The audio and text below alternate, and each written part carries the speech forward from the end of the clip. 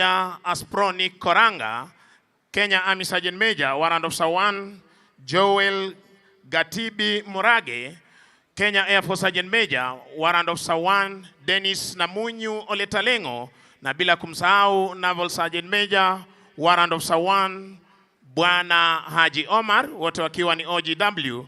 Niwashukuru wenzangu Koplo Jabiri Banzi, Koplo Jefwa, jina langu ni Sergeant Misango Mbae, nikiweza kuwarejesha moja kwa moja hadi kwake Sergeant Katana aweze kuendelea. Kwako Gatana. Shukrani za dhati mwenzangu. Basi Mheshimiwa Rais, tunaingia kwenye kipindi cha pili na karibu tena.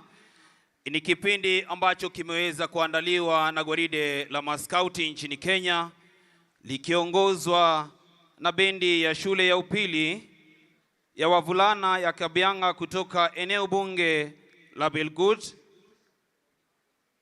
ili waweze kuhakikisha kwamba hatua zote ndani ya gwaride hili zinaendelea vizuri. Wanajulikana kwa jina maarufu the most sought after school in Kenya. Kabianga High, Mheshimiwa Rais, ilianzishwa mnamo mwaka 1925 na hivi sasa inaongozwa na mwalimu mkuu Bwana Ezekiel Kurgat, mkuu wa bendi akiwa ni mwalimu Henry Olela, naye drum major siku ya leo akiwa ni Alphonse Choge. Mkiwa tayari basi tuendelee.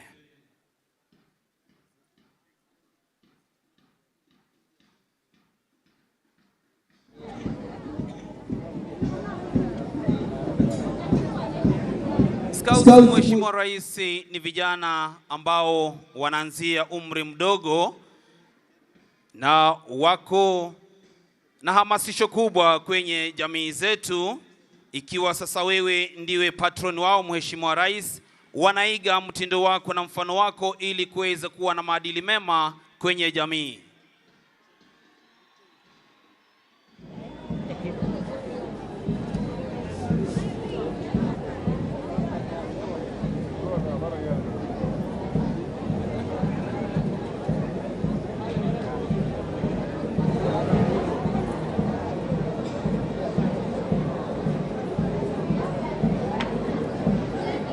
Kwanza ukiwa ni mambo ni sawa sawa, Mheshimiwa Rais, vikundi hivi vitaenda kushirikisha Girl Guides pamoja na St. John's Ambulance ambayo ni shule ya upili ya wasichana ikijulikana kama Kipsigis Girls High School.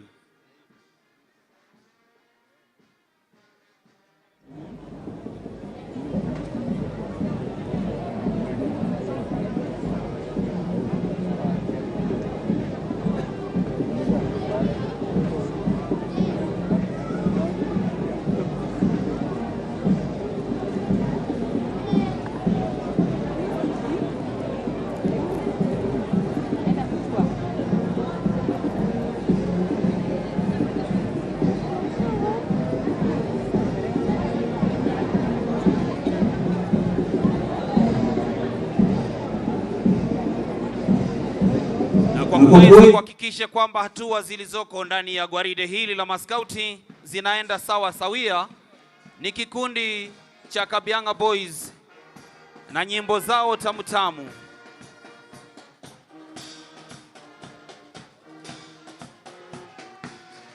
Kikundi cha kwanza cha gwaride la maskauti, Mheshimiwa Rais, ni kuanzia miaka 7 hadi 9 ikijulikana kama Sungura, wakiweza kuvalia kitambara cha rangi ya manjano.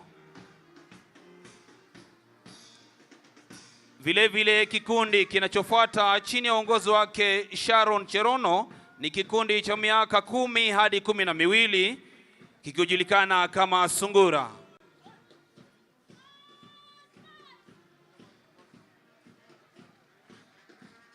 Kikundi kinachofuata, Mheshimiwa Rais, chini ya uongozi wake mwanadada Faith Cherono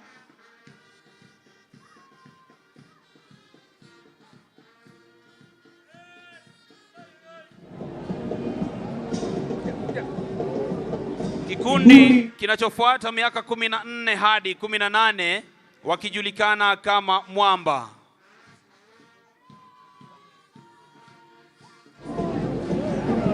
Mara nyingi hawa huwa ni vijana wa shule za upili, Mheshimiwa Rais. Vile vile kinachofunga ni kikundi cha miaka 19 hadi 26 kijulikana kama Jasiri chini ya uongozi wake mwanadada Edna Kirui.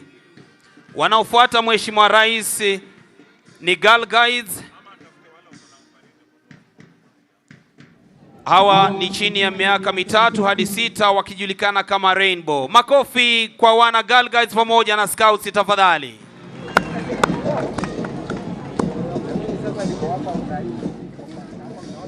Vile vile kikundi kinafuata ni miaka 6 hadi 9 shule za msingi wakijulikana kama Brownie.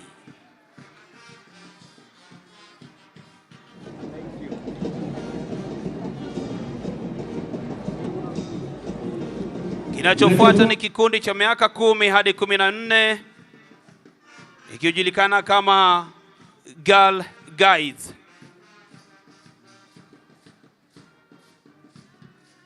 Ranger Mheshimiwa Rais miaka 14 hadi 18 wanapotufungia kwenye vikundi vya Girl Guides. Na inayofuata Mheshimiwa Rais ni wasichana wa St. John's Ambulance ambao ni kutoka shule ya upili ya Kipsigis Girls High School, vikundi vyote viwili.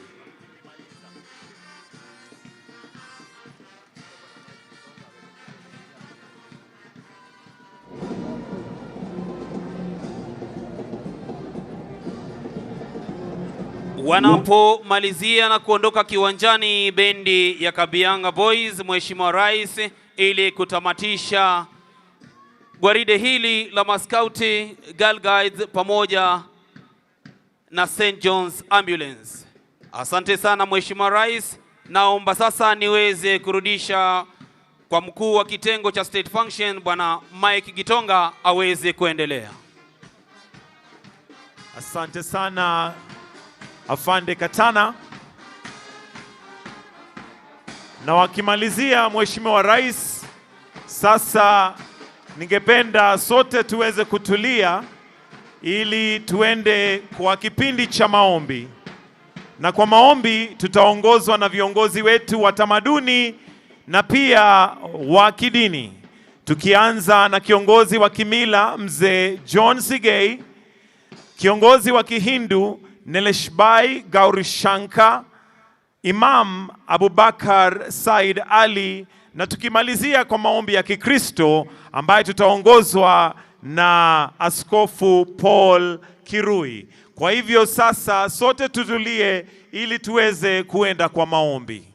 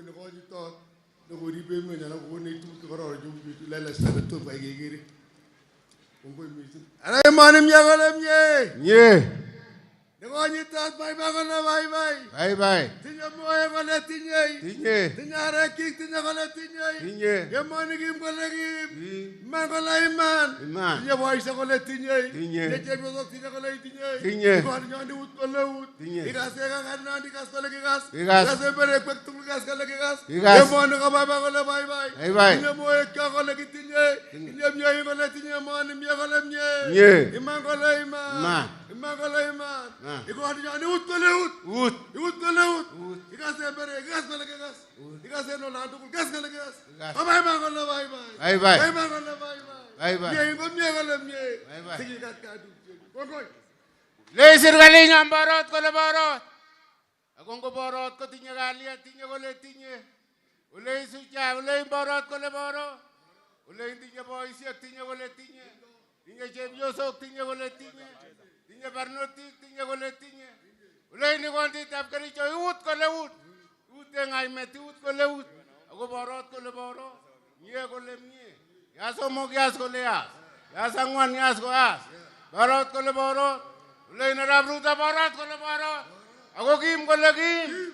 Akachakwa ule borot kole borot. Kim kole kim.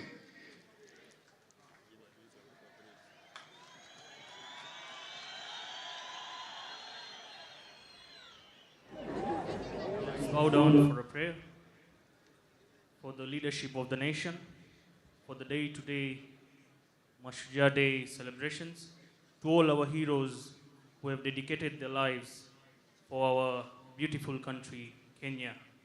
Vakratunda Mahakaya Surya Koti Namaprabha Nirvignam Kurume Deva Sarvakaryesu Sarvada.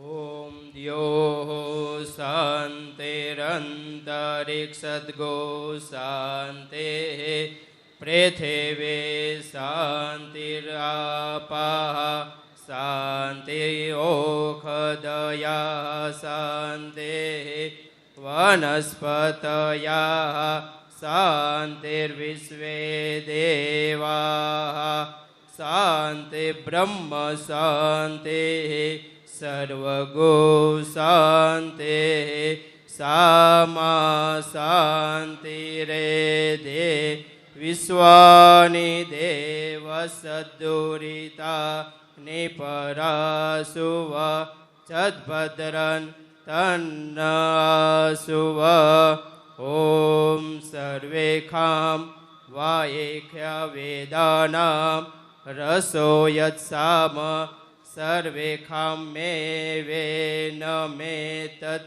Vedana Gurasena Bhikinchate Om Santi Santi Santi Susantir Bhavatu Sarvarishta Santir Bhavatu.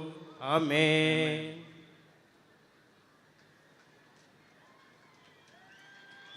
Bismillahirrahmanirrahim. Kwa jina la Mwenyezi Mungu mwingi wa rehma mwenye kurehemu. Sifa zote njema ni za Mwenyezi Mungu, Mola mlezi wa viumbe wote. Tunakushukuru Mwenyezi Mungu kwa kutufikisha siku ya leo na tukaweza kukusanyika sehemu kama hii. Tunakuomba ulibariki taifa letu liwe taifa lenye amani, upendo, undugu na maendeleo. Ewe Mwenyezi Mungu, wajalie viongozi wetu waendelee kuongoza kwa haki na usawa, na uwapatie hekima katika kazi yao. Uwapatie nguvu na afya bora, watuhudumie kwa njia inayostahiki. Ewe Mwenyezi Mungu, mjalie rais wetu na makamu wake pamoja na baraza la mawaziri uvumilivu na ujasiri, waweze kuipeleka nchi yetu katika maendeleo ya kudumu.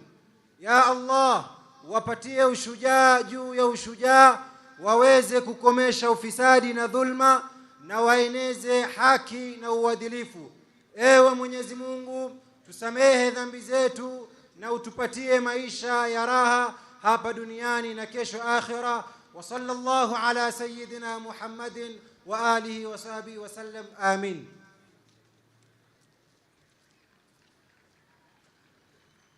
Your Excellency, the President of the Republic of Kenya, and all of us, I would like to ask that we all stand as I pray.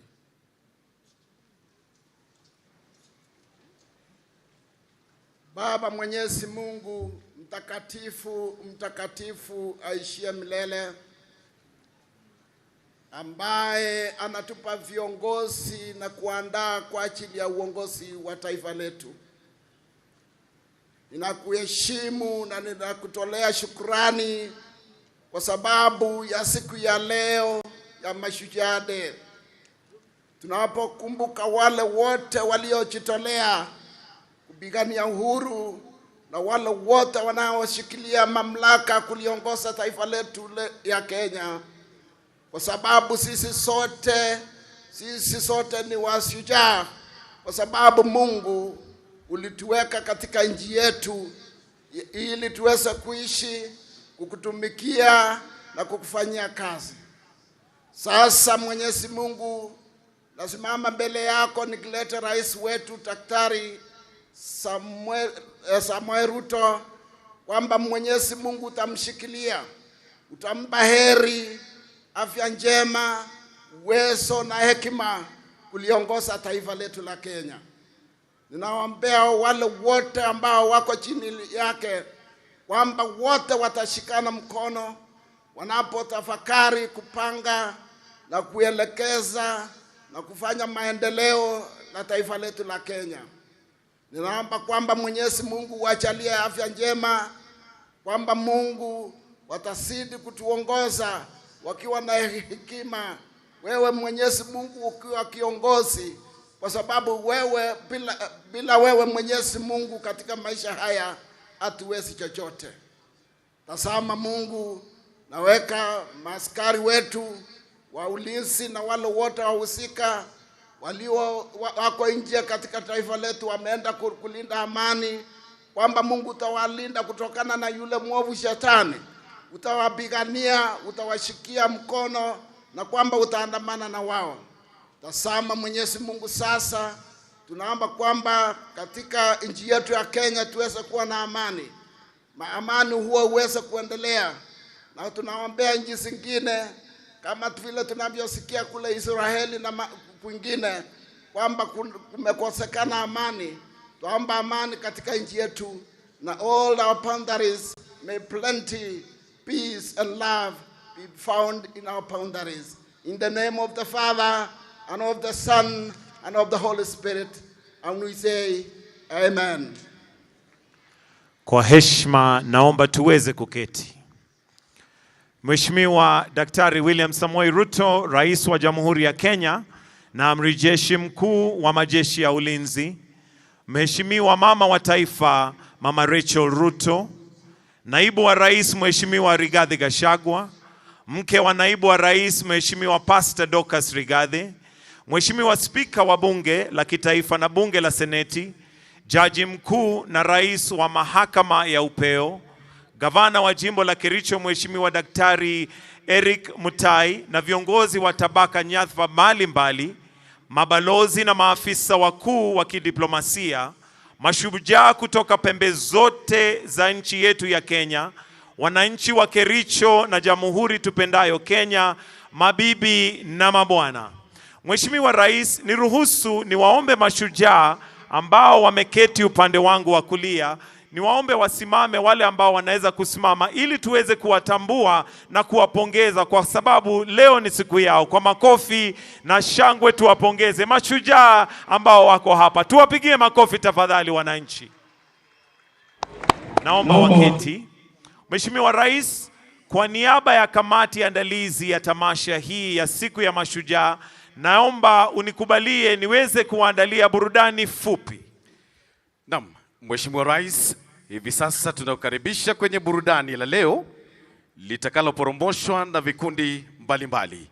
Kutukunjulia jamvi Mheshimiwa Rais ni mseto wa wanafunzi wachanga kutoka shule mbalimbali zikiwa ni pamoja na Highlands Primary, Kericho Primary, Fountain School, Kimugu Primary, St. Patrick Primary, Township Primary, Ngeche Rock Primary, Kericho Glorious, ACK Holy Trinity, Eagle School na Kerego Primary. Wanafunzi hao Mheshimiwa Rais wanaongozwa na walimu Eric Amuhaya, Faith Mbote, Hezekiah Ogira na Paul Tonui chini ya mshirikishi Janet Langat kutoka Wizara ya Elimu. Baadaye Mheshimiwa Rais, tutakupromoshia shairi lenye mada huduma bora za afya, likiletwa kwako na Kipkelion Girls High School, Tengecha Girls High School, Sosiot Girls High School na Leiten Girls High School. Mheshimiwa Rais, pia utachachishiwa na densi ya kidamaduni kutoka jamii ya Kipsigis kupitia Chelilis Girls High School, Sosit Girls High School na Kapkatet Secondary School. Burudani hili pia litashuhudia mpangilio wa midundo maarufu ya Kipsigis. Sijui kama unafahamu midundo ya Kipsigis. Kuna moja inaitwa Ioni, tuko na Boyboyet, tuko na Lelo Kikerereni hiyo, na tuko na Chamech, kisha tuko na Kiptatiat. Zote hizi zitakuwa zinaondoshwa na Kipsigis Girls pamoja na Kericho High School, bila kusahau KMTC Nairobi pamoja na Bomet campuses. Kweli kabisa, burudani hili pia Mheshimiwa Rais aliwezi kukamilika bila wasanii maarufu kutoka eneo hili kama kina nani chipukizi? Tuko na Jospat Kipkirui, tuko na Philip Yegon, Naswa Melodies na Shadow Sisters. Watoto, jukwani lenu.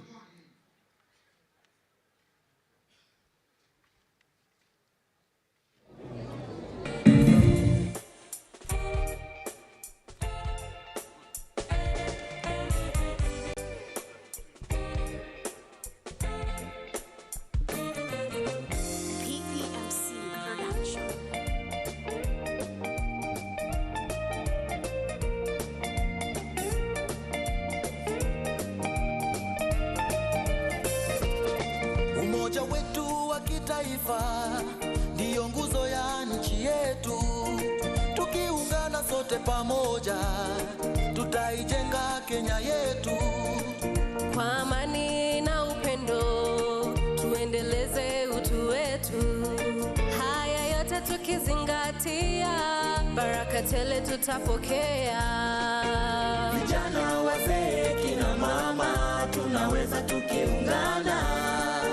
Furaha, usawa na ustawi, Mungu Baba tatujalia. So full of, njooni wazalendo sote tuimbe. So full of, njooni wazalendo sote tuimbe. Harambee, pamoja tutafika kilele. Harambee, na Kenya tutaishi milele. Harambee, pamoja tutafika kilele. Harambee, na Kenya tutaishi milele.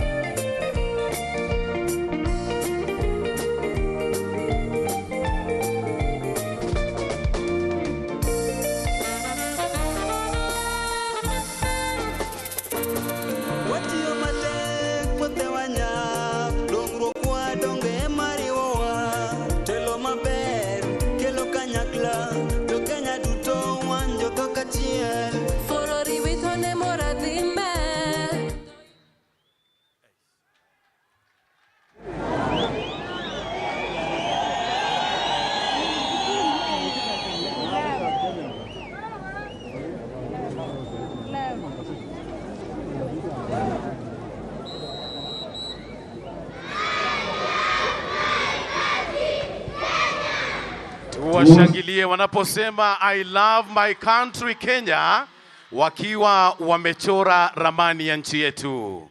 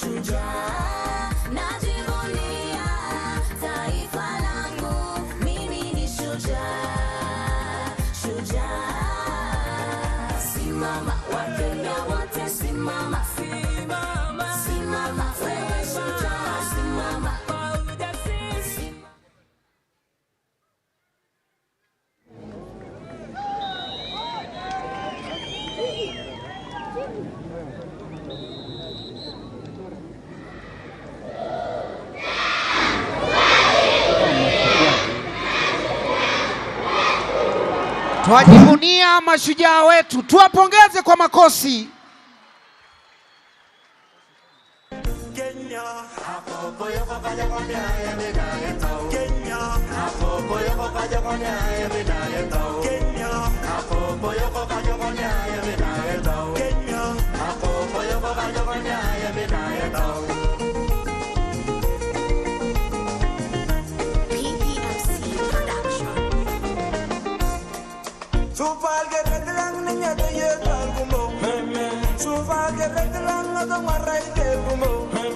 Seré que reclama, me por la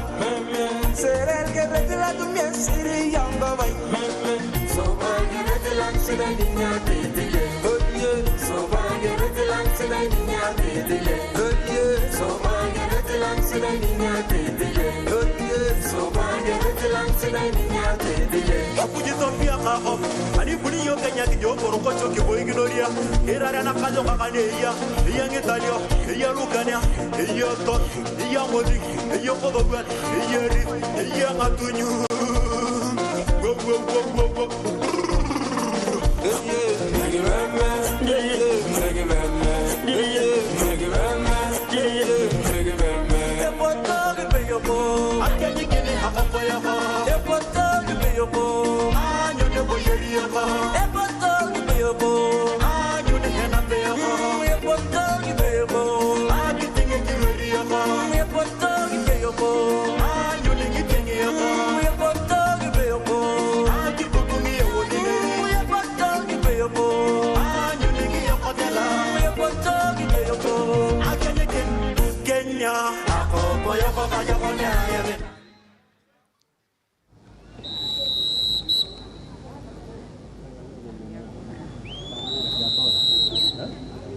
go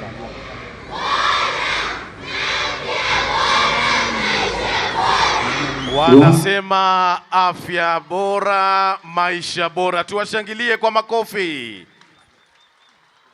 Ama kweli ni afya nyumbani.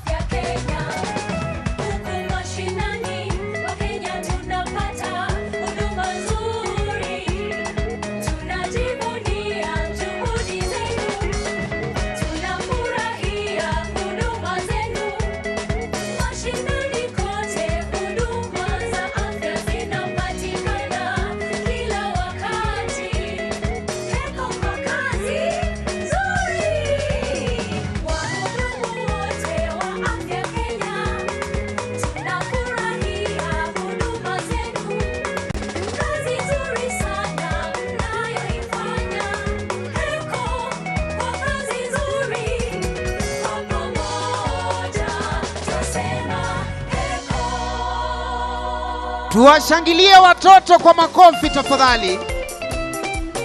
Wanapoondoka pale makofi. PPMC Production. Gichame tugul emet nenyon, gichame tugul Kenya. Gichame tugul emet nenyon, gichame tugul Kenya. Chamge tugul. Tugul emet nenyon, gichame tugul Kenya. Gichame tugul emet nenyon, gichame tugul Kenya.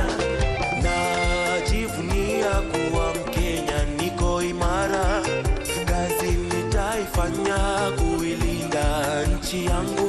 Kwa wazee, kwa vijana, tuungane sisi sote, tudumishe amani kote, tufurahie fahari yetu.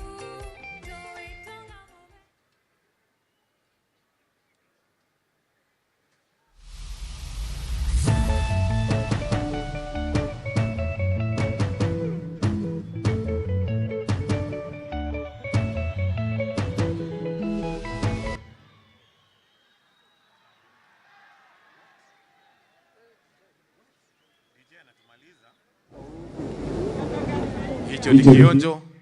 Ukijisikia kusimama ucheze nao unakaribishwa. Twende DJ.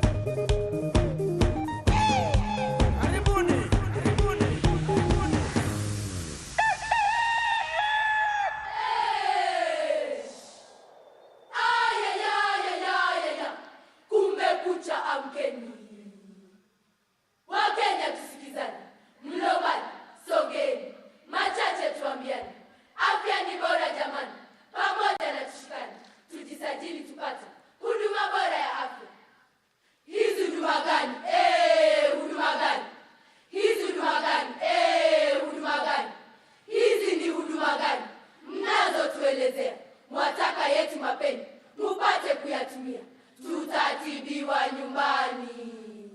Pindi tapougua, huduma bora ya afya hatutaki kaa nayo. Lengo kurahisishiwa, upate huduma bora, pesazo hazito liwa, punguza mbaya fikira, popote utakokuwa, mradi wa imani, tujisajili tupate huduma bora ya afya. Mfano tukiugua gonjwa baya saratani, ni kweli tatibiwa ama tupigwe na chini? Mjamzito sawia, mumempangia nini? Huduma bora ya afya hatutaki kaa nayo.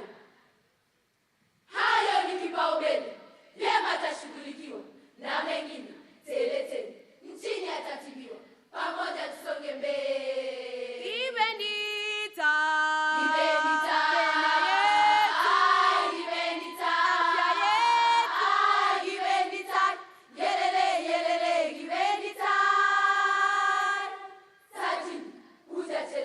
Tujisajili tupate huduma bora ya afya. Naona mnabishana kwa jambo la manufaa. Huko kote, kila kona, ulimwenguni nafaa. Ni vyema tukafanana, kwa pamoja tutapaa. Tujisajili tupate huduma bora ya afya. Huduma hii ni kweli, leo tasema swadakta, dunia ishakubali na sisi tunaifuata. Pamoja tumekubali, mie afya mie afya God, si unajua wazazi wetu ni mahasla? God, si unajua wao ni mashujaa, viongozi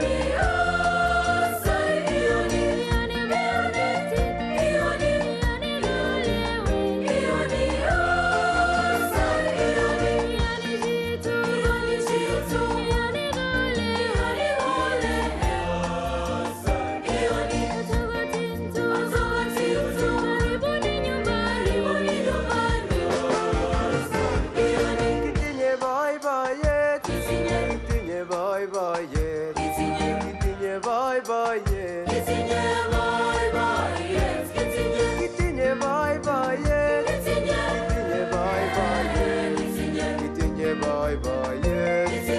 boiboiyet. Kitinye nano. Kitinye moe. Tagunen togoi. Kitinye nano. Kitinye moe. Lomi mugulelo.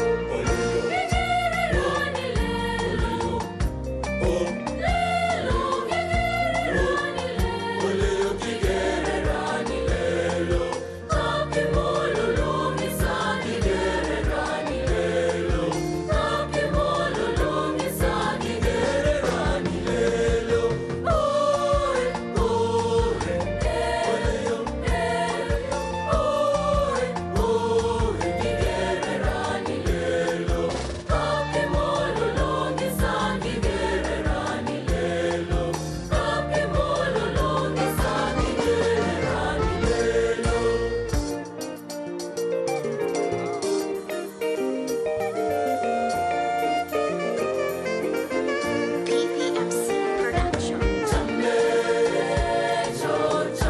Chamech Kiptayat. Chamech kokwenyon. Chamech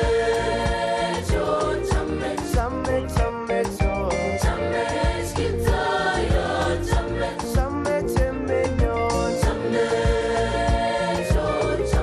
Chamech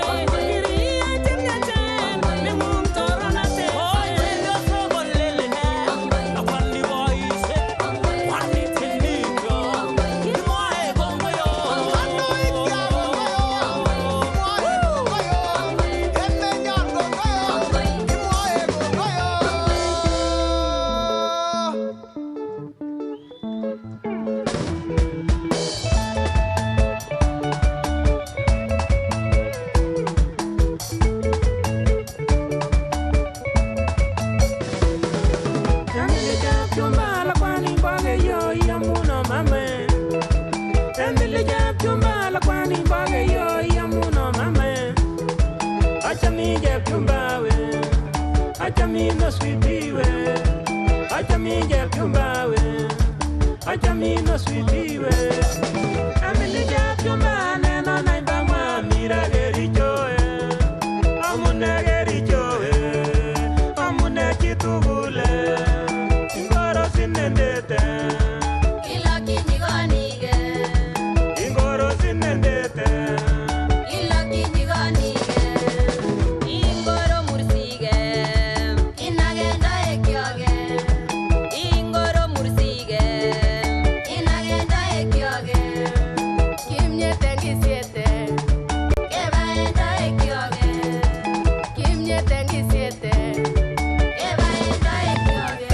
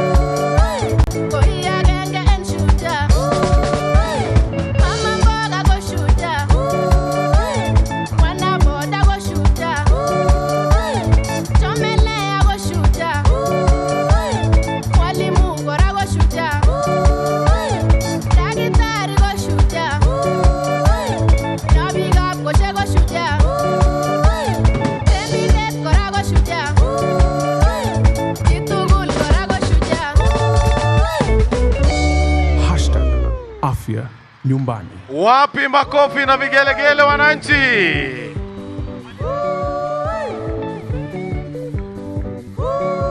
Asanteni sana wasanii wetu, tuwashangilie wanapoondoka. Asante sana. Kwa kweli ni afya nyumbani kama ilivyo kauli ya Mheshimiwa Rais wa Jamhuri ya Kenya.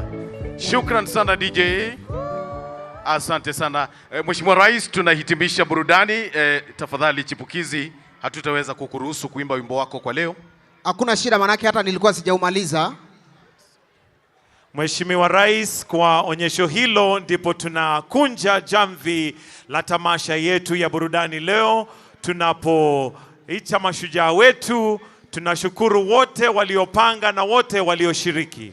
Kwa sasa, Mheshimiwa Rais, kwa kumbusha kwamba kauli mbiu ni afya nyumbani. Maadhimisho ya sherehe ya mashujaa leo ni afya nyumbani. Na sasa tungetaka kuwaruhusu wananizi wa kujitolea ili waweze kuingia, CHPs, the community health promoters, waweze kuja hapa katikati ili waweze kuendelea na hafla hii. Ahadi ya wahudumu ambayo watakapewa. Kwa hivyo tuwaruhusu tafadhali waingie, waje katikati ya uwanja, na kwa sasa nitamwalika pia Waziri wa Afya ajitayarishe ili aweze kuwaongoza kwa ahadi ya wahudumu wa afya. Tuwapigie makofi. Pia hawa ni mashujaa ambao wamejitolea kwa muda mrefu, lakini kutoka leo mambo yabadilika. Tuwapigie makofi tafadhali wakija. And now we welcome the community health workers, which is part of the universal health coverage that is going to be launched by His Excellency, the President of this great nation, after the signing of the bills yesterday, which are now law. We would now like to call upon the CS for Health, Mheshimiwa Nakumicha, aje awaongoze kwa ahadi ya kujitolea. Karibu Mheshimiwa.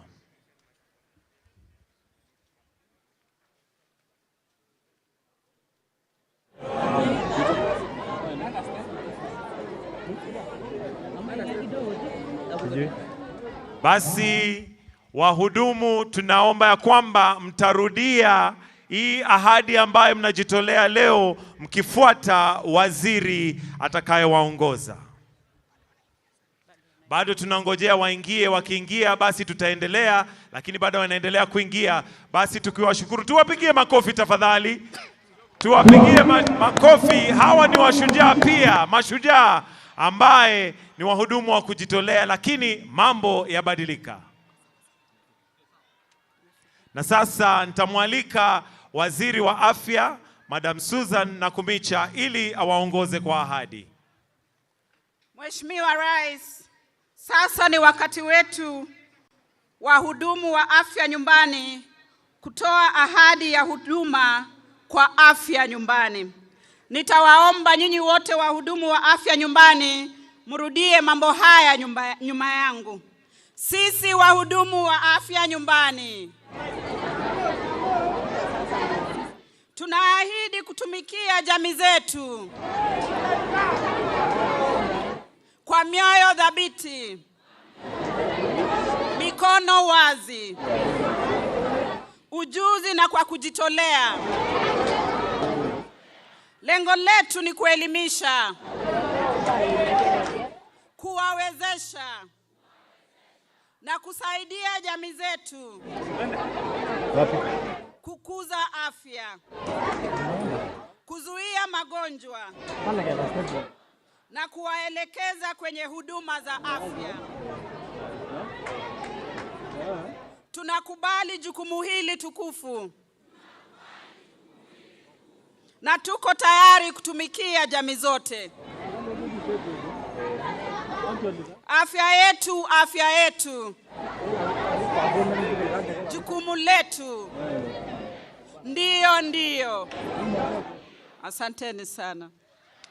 Haya basi tuwapigie makofi, na sasa tukipeperusha bendera tutawaomba warudi mahali walikuwa pole pole tu tukiwaelekeza. Hebu tuwapigie makofi wananchi tafadhali.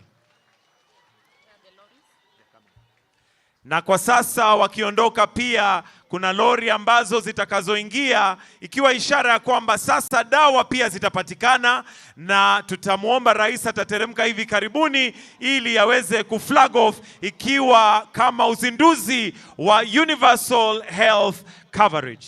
Kwa hivyo sasa let's have the trucks to come in, and we'll kindly request Your Excellency, if you may, with your permission, to kindly come with and flag them off together with His Excellency the Deputy President, just to witness as we flag off the trucks that are going to be carrying the medicine and having all counties. We believe by now all counties have received the kits, which are now adorned with the CHPs, the community health promoters. Na ndio hizo lori zinazokuja, na sasa tukimkaribisha Mheshimiwa Rais ambaye atakuja kuzizindua, na pia just to flag them off as we now have this event proceeding.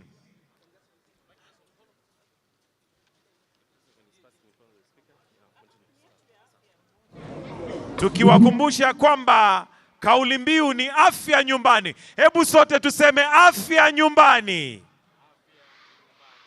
Turudie sote afya nyumbani. Afya nyumbani. We now have these trucks that have the medicine, and each truck is representing a region, but every county is represented. Wapi makofi ya rais? As he continues to flag them off. Come on, let's tumpongeze kwa makofi Rais wa Jamhuri ya Kenya.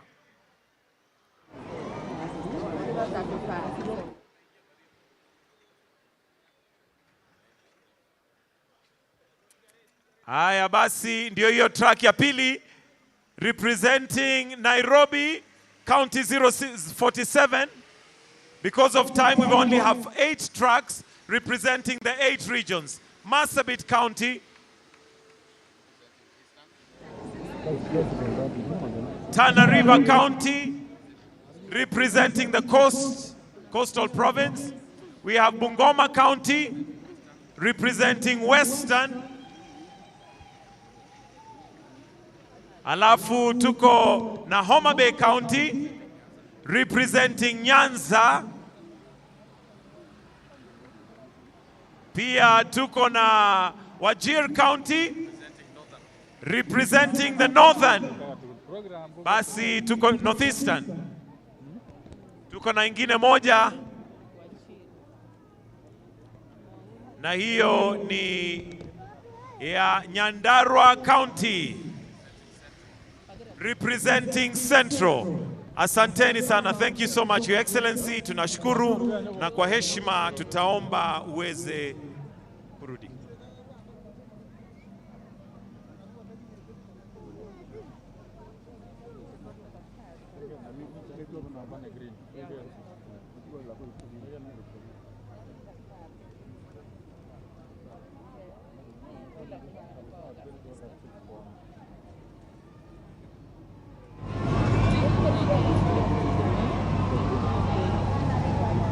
The government has onboarded 100,000 community health promoters, known as CHPs, in the country, and will continue with Afya Nyumbani.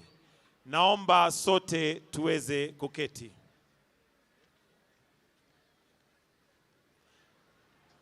Mheshimiwa Rais, kwa heshima sasa naomba uniruhusu nimwalike gavana wa eneo gatuzi la Kericho tukaribishe kwa kifupi, kisha amwalike naibu wa rais. Lakini kabla tufanye hivyo, tungependa pia kufungulia naelezo ya kwamba kuna wananchi wengi sana wamejaa pale nje. Kwa hivyo gavana, niwie radhi, ningependa kwanza tuwaruhusu wananchi waweze kuingia ili waweze pia kuhudhuria tukiendelea. Kwa hivyo tafadhali tuwaruhusu wananchi waweze kuingia kabla nimwalike gavana aweze kutukaribisha hapa Kericho. Na kama wananchi wanaingia, hebu tuweze kutizama kwa runinga Sauti ya Mwananchi. Tukiwaruhusu wananchi kuingia, hebu tuweze kuweka kwa runinga Sauti ya Mwananchi. Asanteni. Simama Wakenya wote, simama. Sauti ya Mwananchi. Simama wewe shujaa, simama. Tumefanya hii kazi kwa muda mrefu, hatukuwa tunalipwa, lakini kwa sasa tunalipwa. Tunafurahi. Hatukuwa tunapata kitu hata nini. So amefanya vizuri sana kusema tutapata kitu. Hata si kulipwa. Tukipata hii token tutashukuru. Hata sisi hatukuwa tunajua kama hii watu walikuwa wanajitolea. Tulikuwa tunafikiri walikuwa wanalipwa na serikali. Kulingana na juhudi ya rais, hakika hao watu watapata nguvu na hao watu watakuwa na ile msisimiko ya kufanya kazi zaidi. Sisi tulikuwa tumevolunteer kwa muda mrefu sana, lakini sijawahi kuona mtu akitaja mambo ya service. Tumekaa kwa miaka mingi bila stipend. Na sasa wakati huu kumetoka stipend. Tunasema karibu na karibu Kericho. Wakati wa Mashujaa Day tunataka useme kitu ala nono kuliko hiyo stipend. Rais wetu ametuempower, ametupatia toolkit, tutakuwa tukitumia huko mashinani. Tungependa asiwachie hapa, aendelee kutufuatilia sana, ajue tunafanya kazi gani. Mbeleni hatukuwa nayo hiyo kits na hizo vitu alituletea, tumefurahia. Tunashukuru serikali sana, na Mungu awabariki tena azidishie, na zaidi ya yote waendelee kutukumbuka hata na vifaa zaidi. Tukielimisha wananchi wapate knowledge kuhusu maneno ya preventive, tunaona kwamba tutatumia pesa mingi kununua dawa. Tunaposherehekea sikukuu ya Mashujaa, ningependa kuambia ma-CHV wote waendelee na hiyo kazi mzuri wanafanya, hasa kusaidia wamama na hata watu wa kijiji, haswa kwa usafi na kukaa katika hali yenye inayofaa kama mwananchi wa kawaida. Ile kitu ambayo ningependa kwanza ningeshukuru serikali kwa mkondo ambayo wanachukua sasa hizi. Kuzuia ni mzuri kuliko kuponya. If they are Mashujaas of the year, it's community health promoters. You know, we are not volunteers, we are promoters. Heck to our president. Wherever you are, we say we salute you. Naomba waingie kwa utaratibu tafadhali, na pia tuweze kuweka kitu kingine kwa runinga. Wanaendelea kuingia bado, and at this point allow me to also recognize His Excellency Tete Antonio, the Minister of Foreign Affairs for Angola, who is representing His Excellency the President João Manuel Lourenço, President of the Republic of Angola. Together with his delegation, we recognize you and appreciate that you've honored us with your presence. Studio, naomba tuweke pia kitu kingine kwa runinga. Wananchi wanaendelea kuingia. Wananchi ni waombe tuingie tu kwa utaratibu, sote tutaruhusiwa tuingie. Muraguri. Nilianza hii kazi kutoka mwaka wa 2003. Miaka hiyo 20 nimefanya hiyo kazi. Kwangu nafurahia kwa sababu naifanya na roho yangu yote. Hii exercise nafanya registration, naona ni muhimu kwa sababu serikali yetu itajua ni watu wangapi wako na disability, wapi wako na diabetes, ni wangapi wako na hypertension, ni watoto wangapi wamezaliwa, ni wazee wangapi wako over 70 years. Hiyo statistics itasaidia serikali kwa chochote inataka kufanyia community. Kutoka hiyo miaka tumefanya hii kazi ya community health promoters, tulikuwa tunaandika kwa mikono. Unaandika saa ingine karatasi inapotea, unakimbia kwa public health, unamuitisha ingine, unakuja unajaza. Sasa unakuja unalipiti hiyo information ndio umpelekee. Kupeleka kwake hata kwake inaweza potea. Sasa hii technology, chochote umeweka hapa haitapotea. So this is very safe kwa kwetu na kwa serikali. Unaona information iko hapa. PSU yako na yake. Lakini kwa simu yangu hakuna mtu anaweza ingia. Sababu nikipa submit na submit kwa PSU. Akitaka kujua area yangu ni watu wangapi wako na disability, anaenda kwa system. Hata niuliza. Akitaka kujua ni watoto wangapi wamezaliwa, anaenda kwa system. Hata president mwenyewe akitaka kujua mambo yote atakuja hapa. Akiklik tu atapata information yote. Na tushukuru serikali kwa kutupatia hii. Tumechoka na kuandika. Sasa kutupatia hii inaoneshana sasa tumeenda digital sisi wote. Afya yako, jukumu langu, mimi ni shujaa.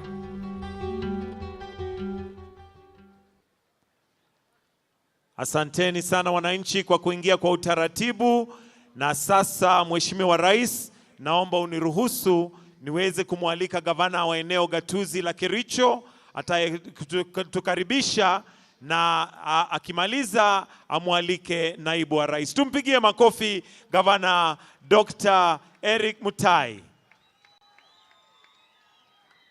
Thank you so much. Your Excellency, the President of the Republic of Kenya, Dr. William Samoei Ruto, Her Excellency, the First Lady, Mama Rachel Ruto,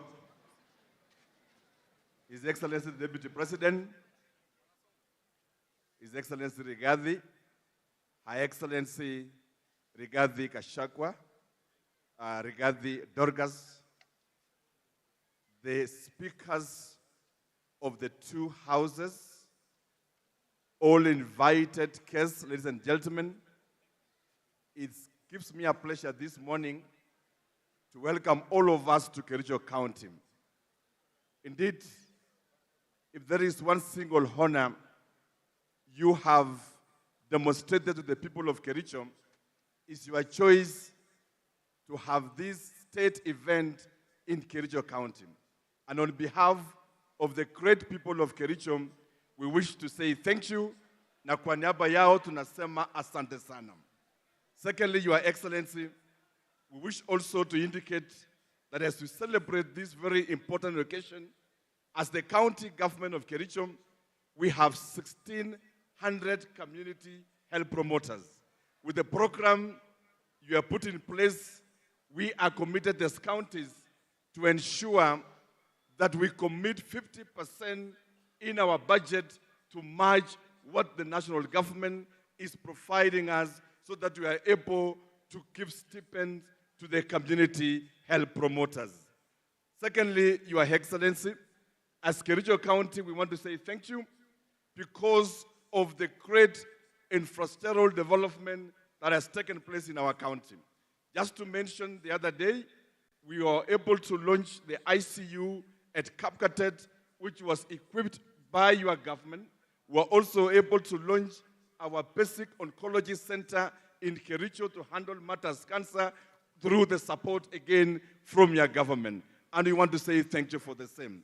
We also want to appreciate the great infrastructural work that has taken place in Kericho town. And today, when we look at Kericho, we see a complete different town altogether. Out of that, Your Excellency, we commit as a county to move with your agenda of expanding Kericho town. I know that we have earmarked 1,000 acres for expansion, and already we are in the process of negotiating with the squatters so that Your Excellency will be able to get a new town of Kericho. We also look forward, Your Excellency, towards the completion of the airport. Today, I am a proud governor on behalf of these great hustlers of Kericho, that you are able also to land at Karenga Stadium, which is historical in itself and will remain in our hearts. As Kenyans would say, today we can sleep with our shoes tonight because we never imagined we can have landing in the airspace around. Our request is for station towards completion on the same. Lastly, Your Excellency, towards achieving the healthcare and towards accessible healthcare, already we have upgraded level 4 to level 5. Our ask, and I know you know these things, Your Excellency, because these things you initiated when you were minister and when you were deputy president. And this includes the constructions of the proposed level 6 for the South Rift, which I know is your agenda. This also includes the completion of Londiani Masaida Dam, and this also includes the Poster Dam, which I know in your agenda, and I don't want to elaborate on that because it is within your agenda and because you know this county, and as a father of this nation, you are familiar with the desires of our hearts in this region. Lastly, we want to say thank you for this stadium. Today we have a very beautiful stadium, and as a county we are saying thank you. Out of this, again, Your Excellency, we invite Your Grace to also consider what you began and what you have always dreamed for, the completion and the construction of Kapkatet Stadium, which is an historical ground for us. Basically, Kericho is a home of heroes, as I conclude. The first athlete to conquer the track is none other Kiblimo Rugut, who hails from this county and the son of this county. Your choice to celebrate the universal health coverage is well informed because the word Kericho, when you remove this, when you have the prefix of it, Kerich, Kerich means Kerichek, which means medicine in our language. And so your choice of Kericho is well informed because it's a county of medicine. With those few remarks, Your Excellency, let me take this humble opportunity to welcome His Excellency, the Deputy President, Rigathi Gachagua, to come and address the people who are here today. Thanks.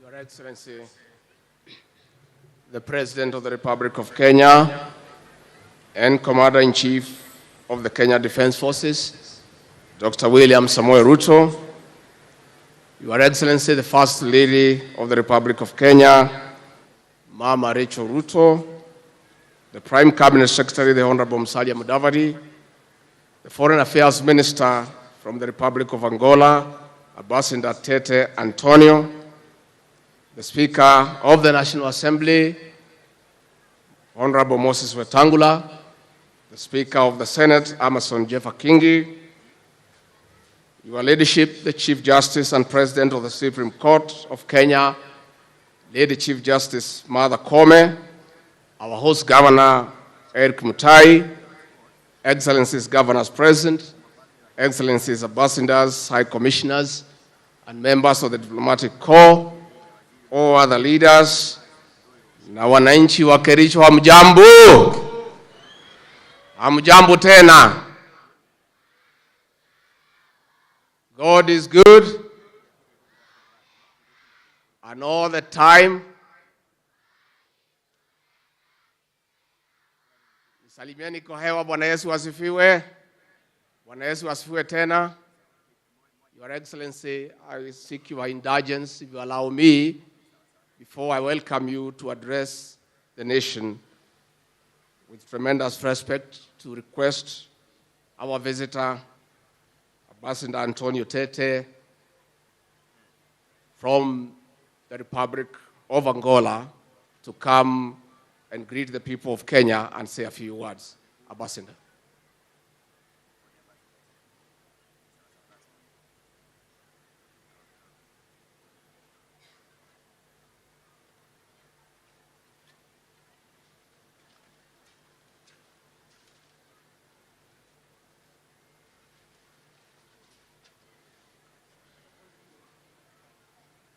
I'll try to speak the small Swahili I just learned. Ndugu na dada wa Kenya, hamjambo. And happy Mashujaa Day to everyone.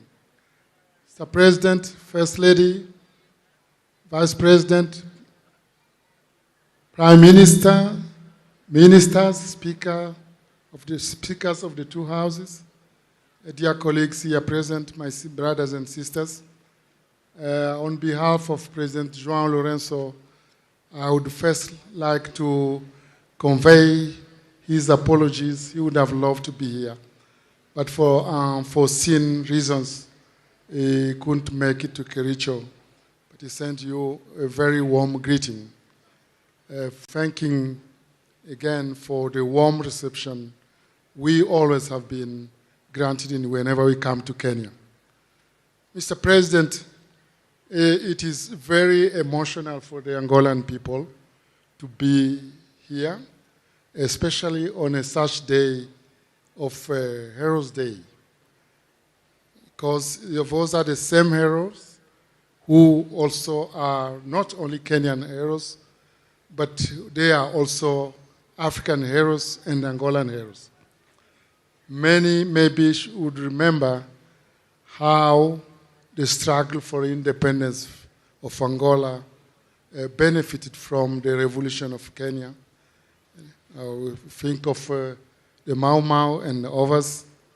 And you may remember that under the leadership of President Jomo Kenyatta, the three Angolan liberation movements came to Mombasa and lastly met on June 21st, 1975 in Nakuru, where an agreement was signed, which was very significant to lead Angola to the independence in November the same year.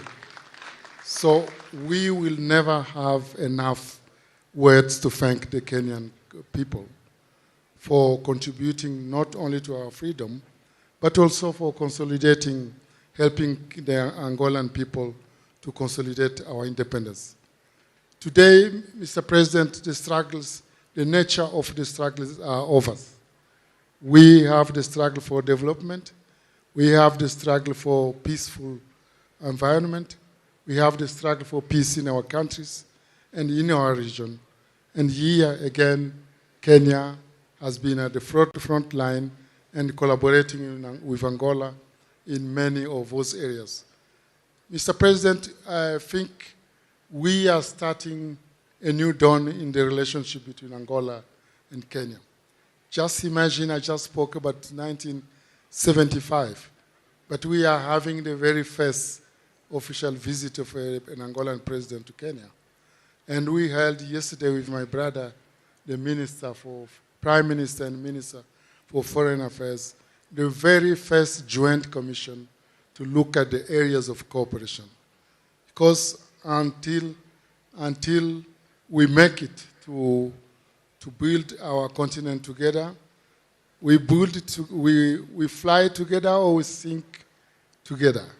but we didn't choose to sink, so we are going definitely to fly higher and higher.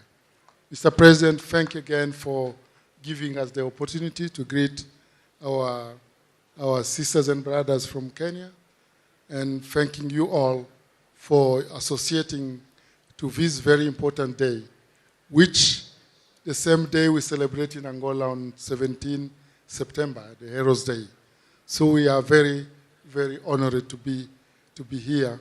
We all hope, we wish you afya bora to everyone. Thank you.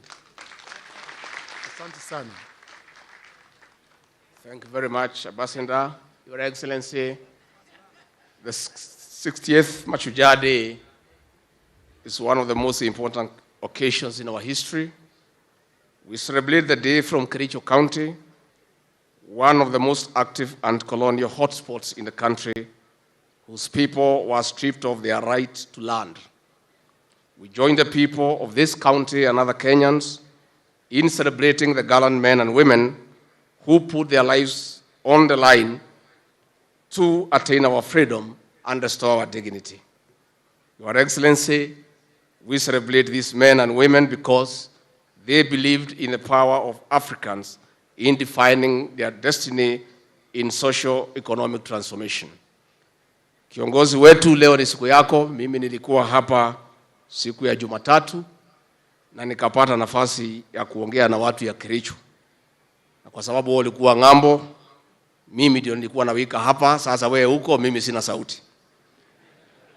Na kwa hivyo nichukue nafasi hii kwa sababu nimefika hapa kusema rais wetu, ulipoamua ya kwamba Mashujaa Day italetwa hapa Kericho, mimi nilifurahi sana. Na rais, wewe na hii watu wa Kericho wanajua ni kwa nini. Na niseme watu ya Kericho, hatutachoka, rais na mimi na timu yetu, kusema asanti kwa maombi yenu na vile mlituunga mkono tukapata nafasi ya uongozi. Watu ya Kericho, asanteni sana. Pia kabla nimwalike rais, pia nipongeze watu ya Kericho kwa sababu mlitupatia kiongozi chupavu, leader of the majority in the Senate, the Honorable Aaron Cheriot, ambaye anatusaidia pale na rais, na hata zile sheria rais ameidhinisha jana, yeye na viongozi wa Senate walichangia kiwango kikubwa. Kwa hivyo lazima tuseme asanti kwa huo kiongozi mlitupatia. Bila kuongea mengi, ningeuliza hizi nyote msimame munisaidie kwa shangwe na vigelegele kumkaribisha rais wa Jamhuri ya Kenya. Mr. President, you are most welcome to address the nation. Karibu. Asante sana Mheshimiwa Deputy President. Tafadhali mnaweza keti chini. Kericho, hamjambo?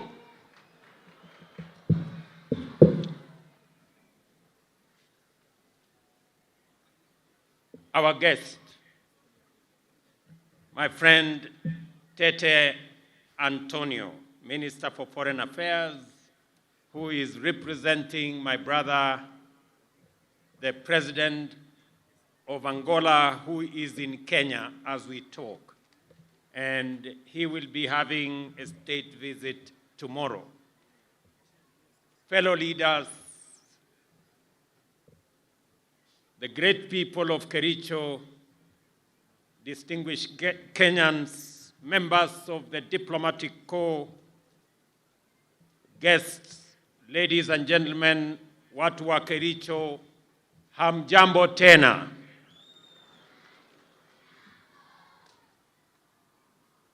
Kericho, hamjambo. Kericho chamgei. Omune. Kericho, Bwana Yesu asifiwe. Hebu mnisalimie hewani nione hivi watu wa Kericho.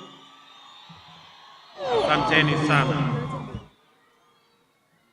Mashujaa Day is a celebration of the power of individuals to change the course of history and the destiny of a nation. It is a reminder that nations are driven forward and changed by individuals, ordinary men and women who believe they can make a difference and who believe they can change the status quo. The status quo in 1963 was a colonial state, the denial of basic freedoms and dignity. Deep inside many individuals then, they believed change was necessary and they took action. Individuals' belief resulted in action and ultimate progress that made us the people we are today, an independent, democratic, progressive nation. Today, the status quo is a hunger for socio-economic transformation, one that most of us feel is long overdue, and we are rightfully so. The need for heroism is as urgent as it was in pre-independence Kenya. The power of individual action is still as powerful today as it was then. Our heroes today are on the farms, the markets, in factories, in offices, in construction sites, and in many other places. Our heroes are using their creativity to create content and shape culture. They are playing on fields, running on tracks, and working across many other fields. Every day, when we do our best, when we deploy our diligence, intellect, passion, creativity, hard work, and the sense of purpose, every day that we believe we can make a difference, we are changing our country. This is our call to Mashujaa, to the best of us, to be the best of us every day, and to move our nation forward.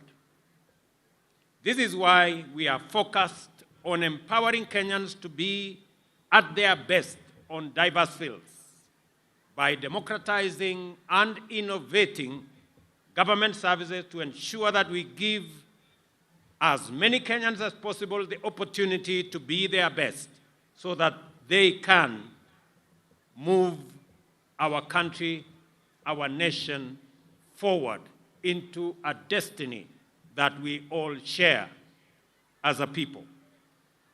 The Constitution guarantees Kenyans the right to the highest standards of health. Since independence, successive governments have made efforts in guaranteeing access to quality and affordable health care for Kenyans, but with limited success. There have been several attempts and efforts to achieve universal health coverage, one in 2003, in 2013, and in 2018. However, these efforts were met with little success. It is for this reason that the government of Kenya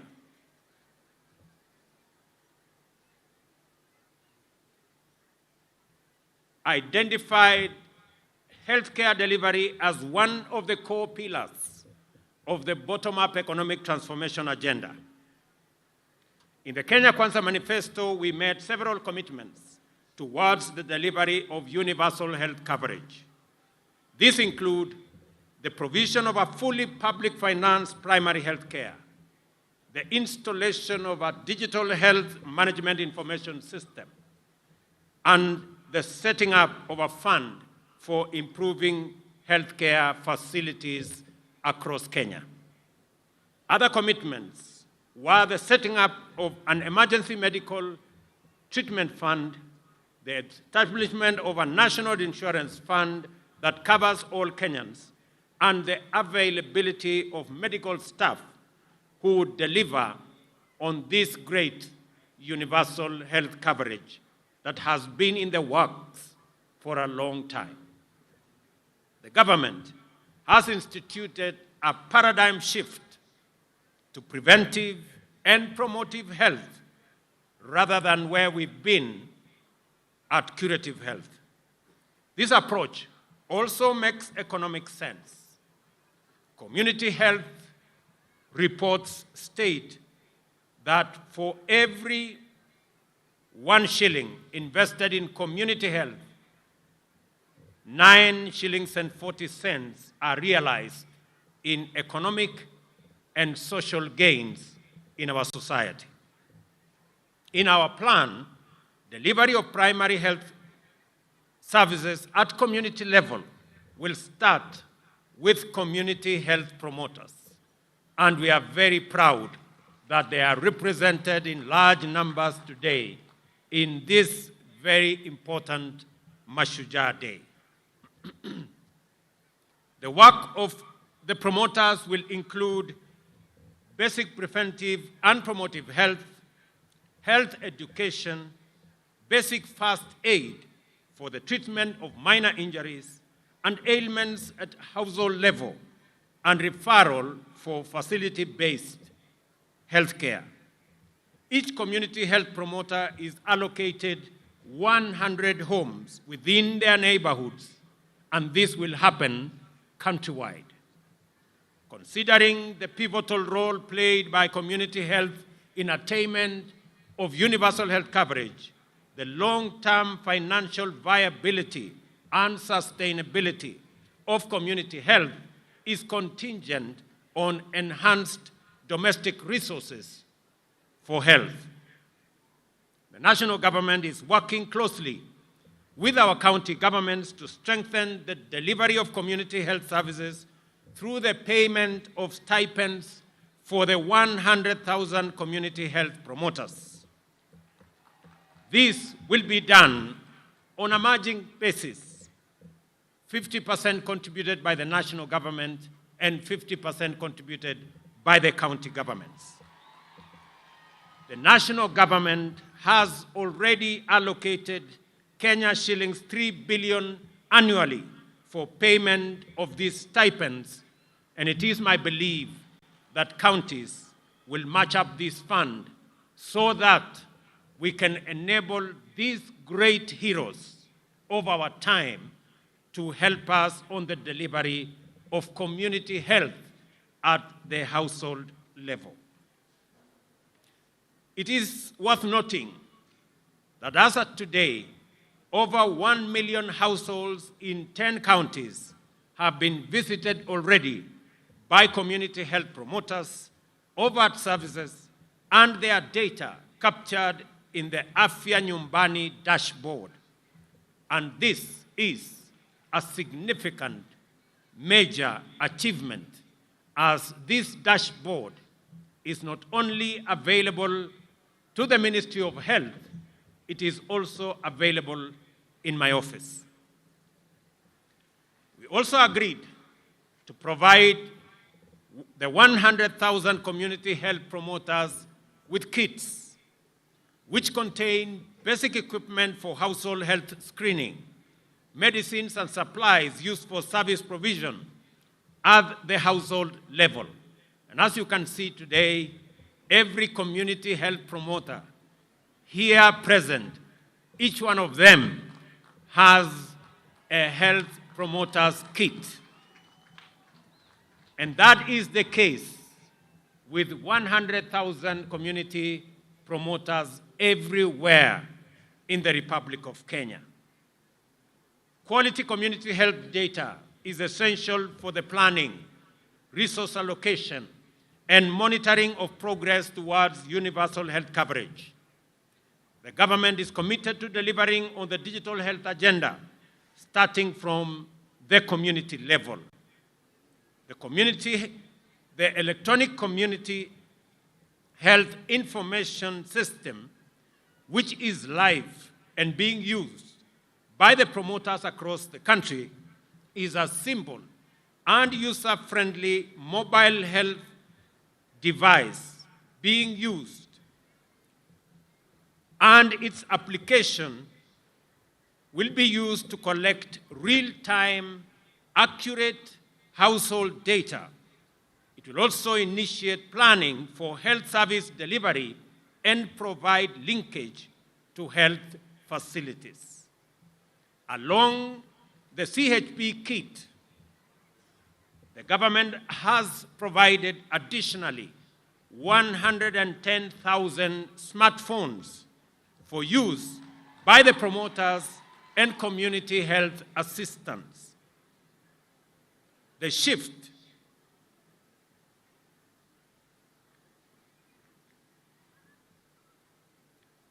from curative to preventive health will further be strengthened by the promotive services provided by community health promoters at the household units and integration of preventive services at the primary health care level. These services will include screening for hypertension, diabetes, and high conditions, offer the necessary health education on water and sanitation, nutrition, and provide community rehabilitation services, among others. These services will be provided through multidisciplinary teams that will be established at the level of the primary care networks. To strengthen the legal basis for health financing, health service provision, and achievement of UHC, 4 new health laws, which I signed into law yesterday, have been enacted. These are the Community Health Insurance Act 2023, Primary Health Care Act 2023, Facility Improvement Act 2023, and Digital Health Act 2023. Health insurance coverage in Kenya is generally low at about 26%, with those at the bottom of the economic pyramid having the least coverage at only 5%. Many Kenyans incur catastrophic expenditure from out-of-pocket healthcare payments, while many more do not seek care at all when they fall ill because they simply cannot afford it. Over the last decade, several measures have been put in place to enhance the capacity of the National Hospital Insurance Fund to effectively deliver on its mandate. While these reforms and the initiatives therein have yielded significant progress, several gains and several gaps remain. Recent analyses show that, among others, the NHIF operates as a passive rather than a strategic purchaser of healthcare. It is plagued by inefficiency and governance challenges and is potentially, unless addressed, financially unsustainable. It is against this backdrop that the government proposes a paradigm shift in the provision of social health insurance in the new Social Health Insurance Act 2023 that provides for formation of a social health authority which will repeal the current National Hospital Insurance Fund Act 1998.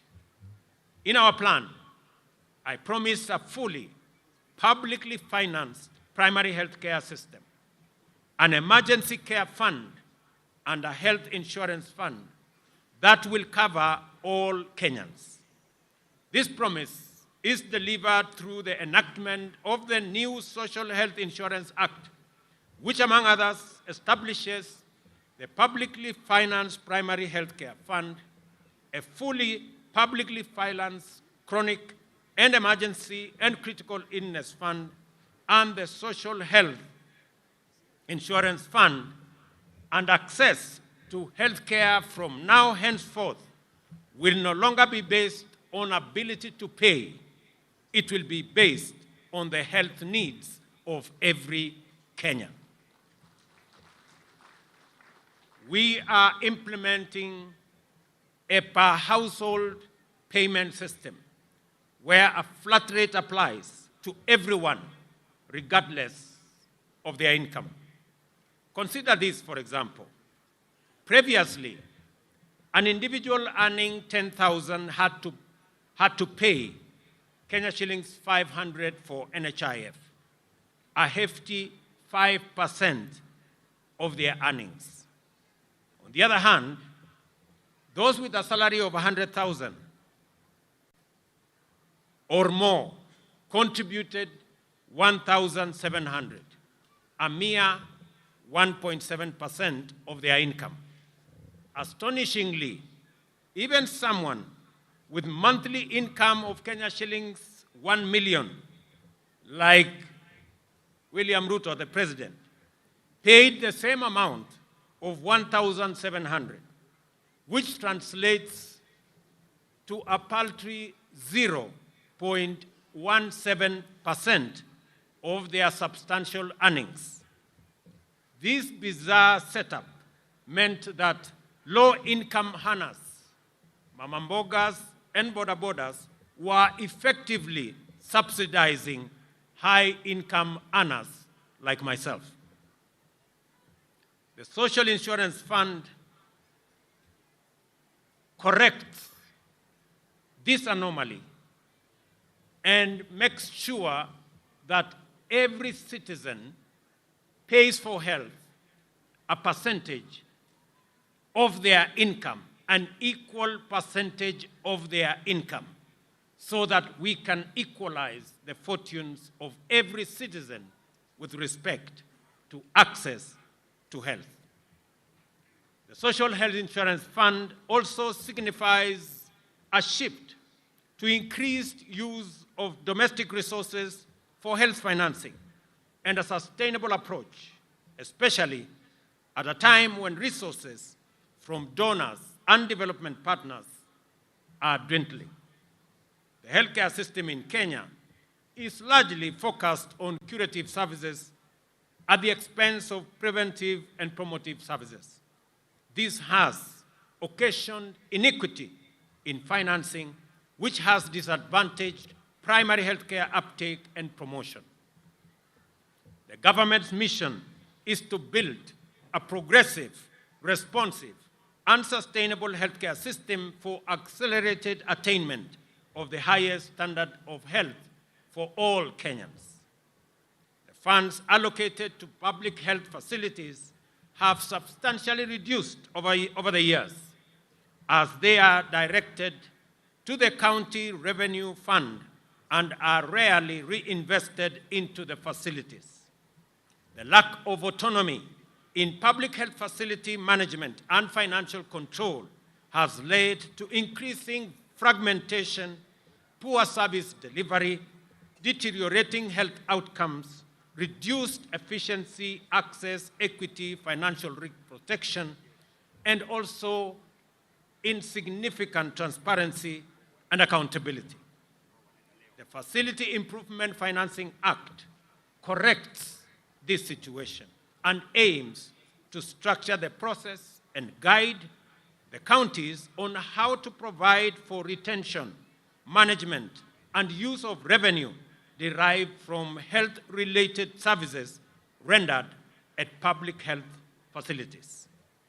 The Act seeks to ensure a unified approach for health facility finance and management autonomy, where public health facilities are able to retain their funds and have autonomy to operate their facilities based on their priorities.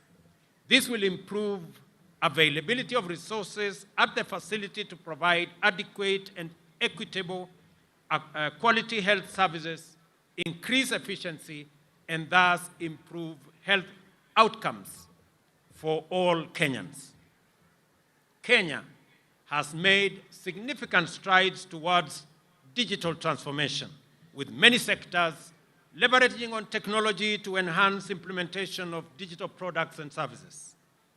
The health sector has made steady progress in digital technology transformation through implementation of digital solutions to manage and share and use data. However, the adoption of technology has been uncoordinated and characterized by fragmented implementation, with health sector actors not adhering to basic digital health standards, guidelines, recommendations, and digital development principles. These technologies have affected how health data is managed, resulting in multiple systems that have limited ability to exchange data. The Kenya Kwanza Manifesto identifies digitization as a pillar for the health sector to achieve universal health coverage. Accordingly, the Digital Health Act provides the legal basis for the development of a comprehensive and integrated health information system. These systems will enable end-to-end visibility of health processes and seamless sharing and portability of information that will enhance health service delivery and improve efficient use of resources. The enactment and implementation of the Act and the digitization agenda will deliver on the promise to integrate ICT to enhance telemedicine and health management information systems. Apart from the 4 laws, the Ministry of Health has put in place various policies and strategies to actualize strengthening of local manufacturing of health products and technologies, to have at least 50% of medicines on the Kenya Essential Medical List produced locally, ensuring procurement mechanisms guarantee value for money and provide advantage of economies of scale. Our mission is clear: to build a healthcare sector that is a shining example to the world, with healthcare workers in the right numbers who are motivated, well supported, and inspired to deliver their best. Together, we will ensure that every Kenyan has access to quality health services when they need it, regardless of their background or financial circumstances. I acknowledge the Ministry of Health, Safaricom, the World Health Organization, UNICEF, UN Program on HIV/AIDS, and United Nations Population Fund, the Danish International Development Agency, the United States government, the World Bank, Children Investment Fund Foundation, Academic Model Providing Access to Healthcare, Medic Mobile, US President's Emergency for AIDS Relief, and AMREF Kenya, among others, for their immense support. I request that we clap for these great partners of our healthcare delivery system.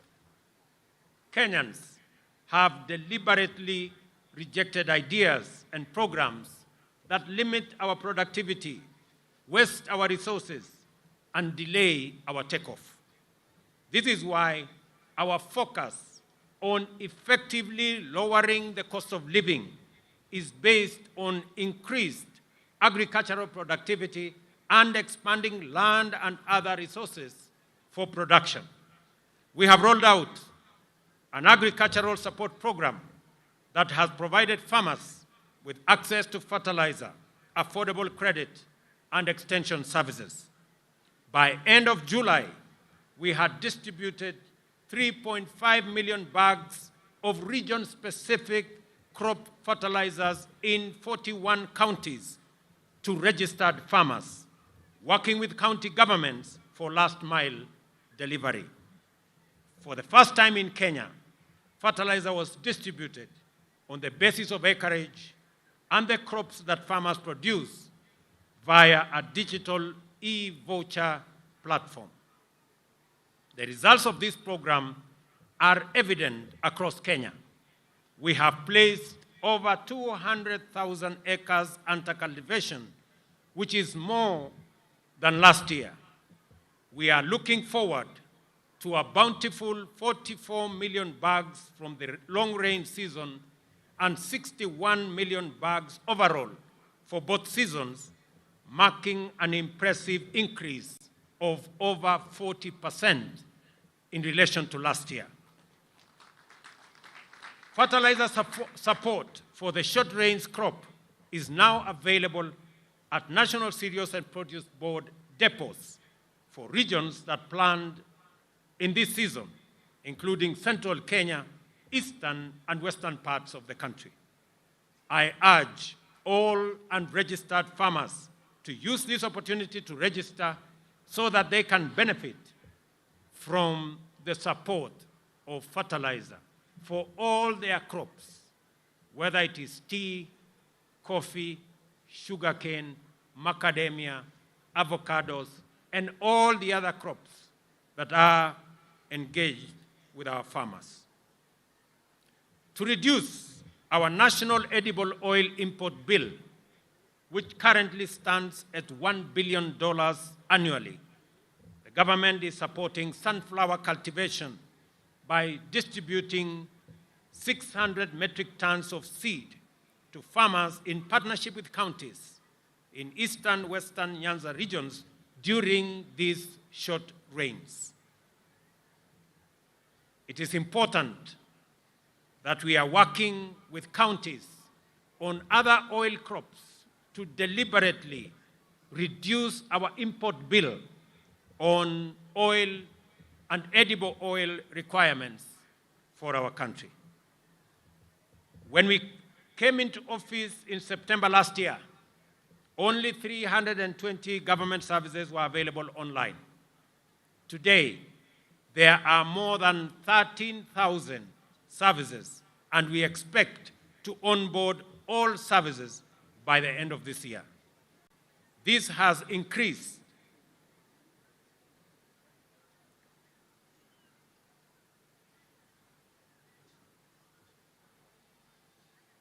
efficiency. This has increased efficiency in service delivery, revenue collection, and enhanced accountability of government services and revenues. The government is currently rolling out the last mile 100-kilometer of fiber optic infrastructure throughout the country to improve health facilities, improve schools, judiciary offices in far-flung areas, and other public institutions. We are also concurrently setting up 25,000 Wi-Fi hotspots targeting fresh produce markets, bus parks, and other public spaces. We are also working with members of parliament in the setup of 1,450 ICT hubs in every ward in Kenya. And I am happy that the National Assembly has aligned the National Government Constituency Development Fund Act to actualize this strategic intent. Our goal is to spur e-commerce, the creative arts, and the digital economy, the frontier of our bottom-up economic transformation agenda. We continue to make significant progress in our education sector. Immediately after assuming office last year, we ended months of uncertainty by resolving that junior schools be domiciled in our primary school setup. We have reduced the teacher shortage by hiring more teachers. In the last 1 year, the Teacher Service Commission has recruited 56,000 teachers, which is half of the required number or half of the shortage that we have. This is the highest recruitment in the history of the Commission in 1 year and the largest such exercise in Kenya's history. we intend to close the gap on teacher shortage in the coming 2 years. Further, in keeping with government's policy to equip Kenyan youth with practical skills and competencies, we are working with our TVETs to ensure that another 2,000 TVET college tutors are hired to support our TVET education that has increased from 90,000 8 years ago to 350,000 currently. I am also happy to note that we have concluded with the government of China the supply of equipment for another 70 technical training colleges in Kenya that will ensure that more young people have access to gadgets and tools that will improve their acquisition of knowledge and skills to be able to be job ready as we march forward into the future. In a transformative shift, we unveiled a new funding model for higher education and technical and vocational training that guarantees needy students free college studies. The funding comprises government scholarship, government loans and bursaries, and household support. Through this model, we have raised the funding per student by 40%, and we have now eliminated the tragic situation of many of our universities that were steeped in huge debts because of underfunding that had become the norm. Housing is a revolutionary agenda that will have an extensive impact across the economy. At scale, the affordable housing program will create jobs for our young people, expand the manufacturing of construction products and materials, and enhance economic activity across many sectors. The construction of 46,792 units is already underway, and another 40,000 units are ready to commence construction in the next few days. Architects, engineers, quantity surveyors, masons, electricians, plumbers, transporters, steel factory workers, cement factory workers, and hardware merchants will be engaged in this transformative construction housing enterprise to construct 200,000 housing units annually. The construction of one unit, for the record, creates between 3 and 5 jobs directly and 5 to 8 jobs indirectly. More jobs will be created with the formalization of the Jua Kali clusters that will provide products such as doors, windows, and hinges for this program. I stand before the people of Kenya to express my pride and admiration for all Kenyans who have risen up to the challenge of the moment, seized opportunities that came up as we deliver our commitments and implemented the bottom-up economic transformation agenda.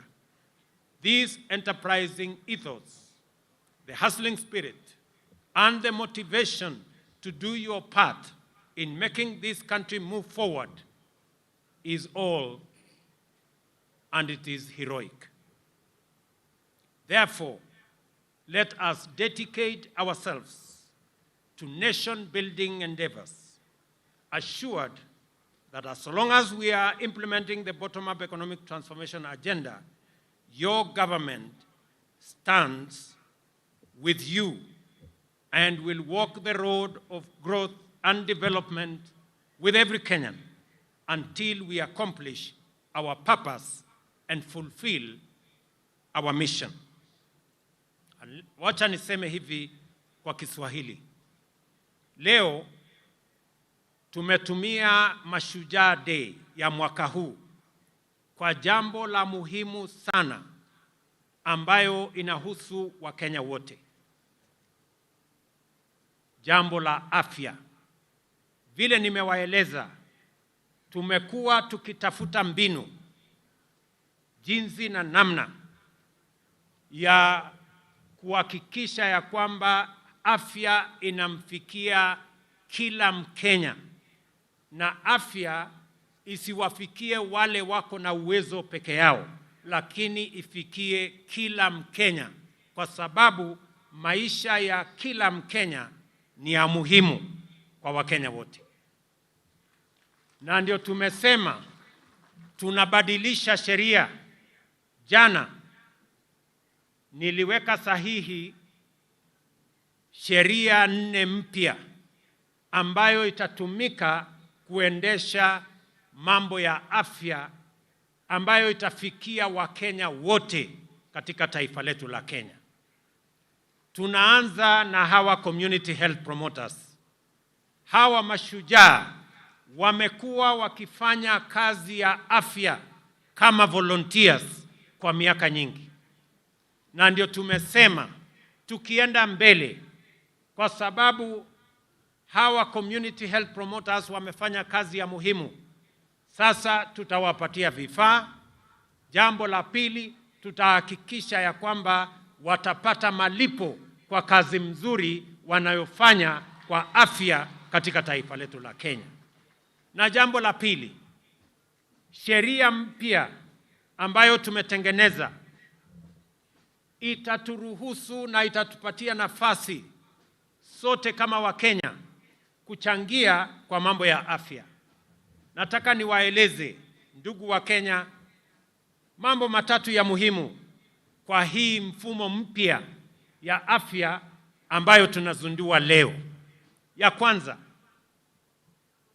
pale katika level 1, 2 and 3 dispensary na health center, kila Mkenya atapatiwa matibabu bila malipo yoyote. Na gharama ya matibabu katika level 1, 2 and 3, gharama yake italipiwa na serikali ya Kenya kupitia kwa ile fund ya primary health. Jambo la pili, pale katika dispensary yako ya nyumbani na katika health center yako ya nyumbani, sasa Wakenya watajumuishwa katika usimamizi wa ile facility.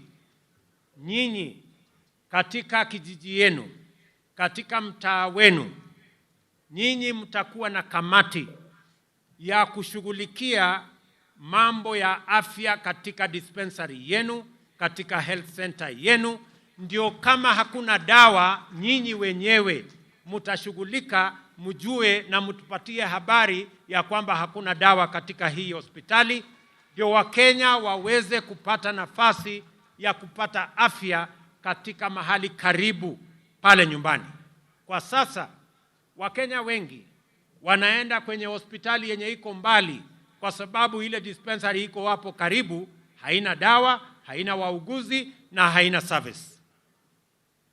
Na ndio tunasema hivi, sheria yetu ya pili ni kuhakikisha ya kwamba kila facility, kila hospitali, kila dispensary, kila health center watakuwa na pesa zao, na pesa ya facility yenu haitapelekwa katika facility ingine na haitapelekwa kufanya kazi ingine yoyote.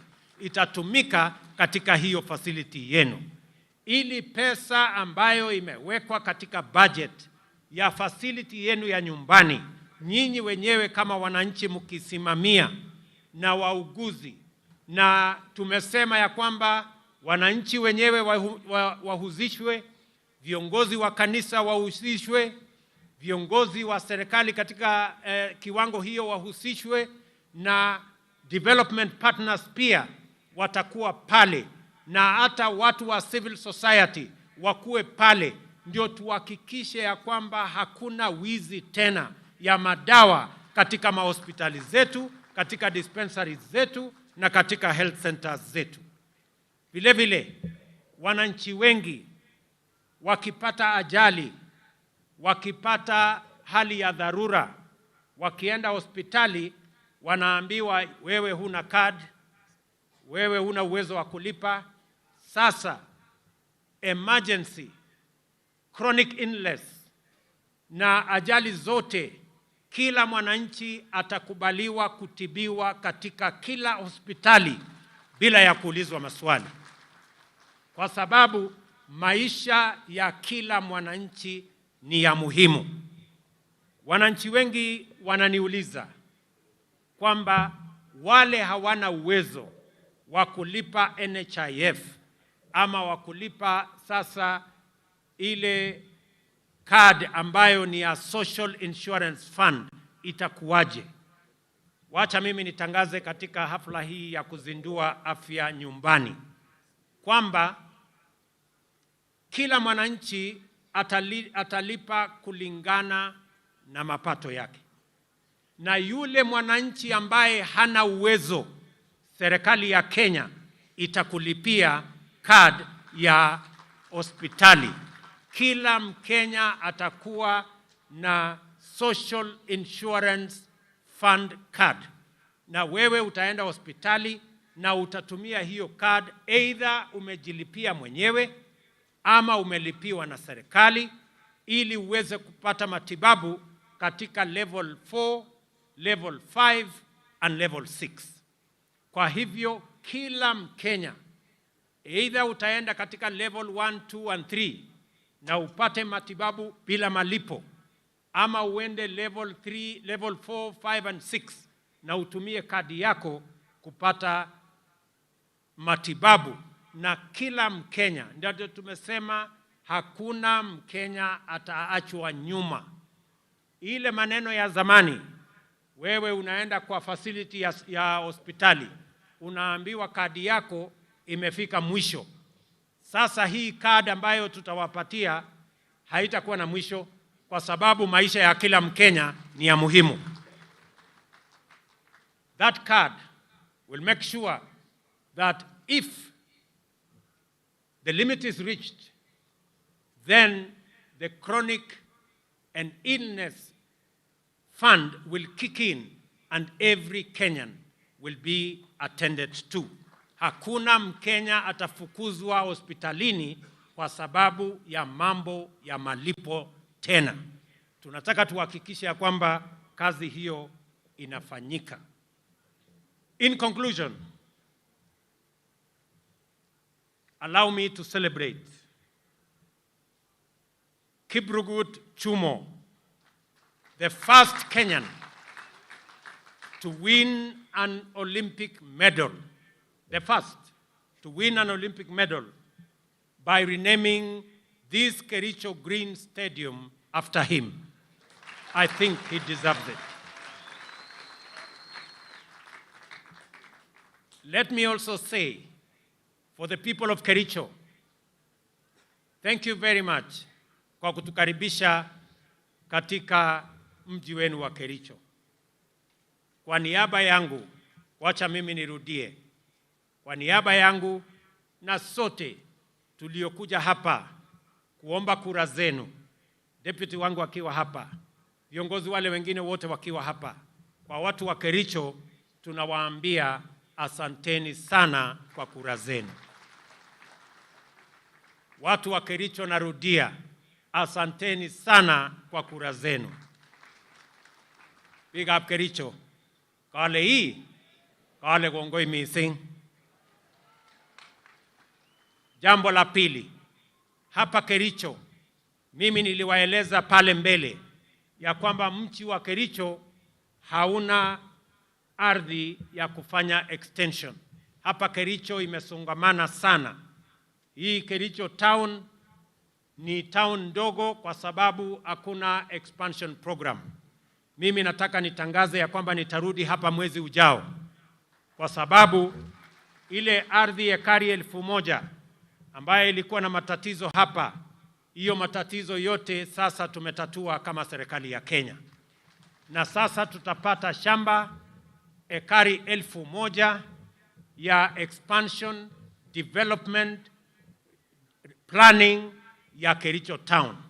Na wale wananchi wako pale tutawapanga katika mpango yetu ya affordable housing ili kila Mkenya apate nafasi ya kusherehekea ushujaa wa taifa letu la Kenya.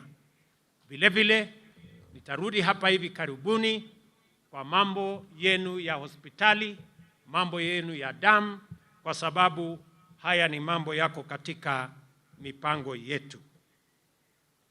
We also celebrate Mzee Samuel Kipsoi Ngetich Chepsetion.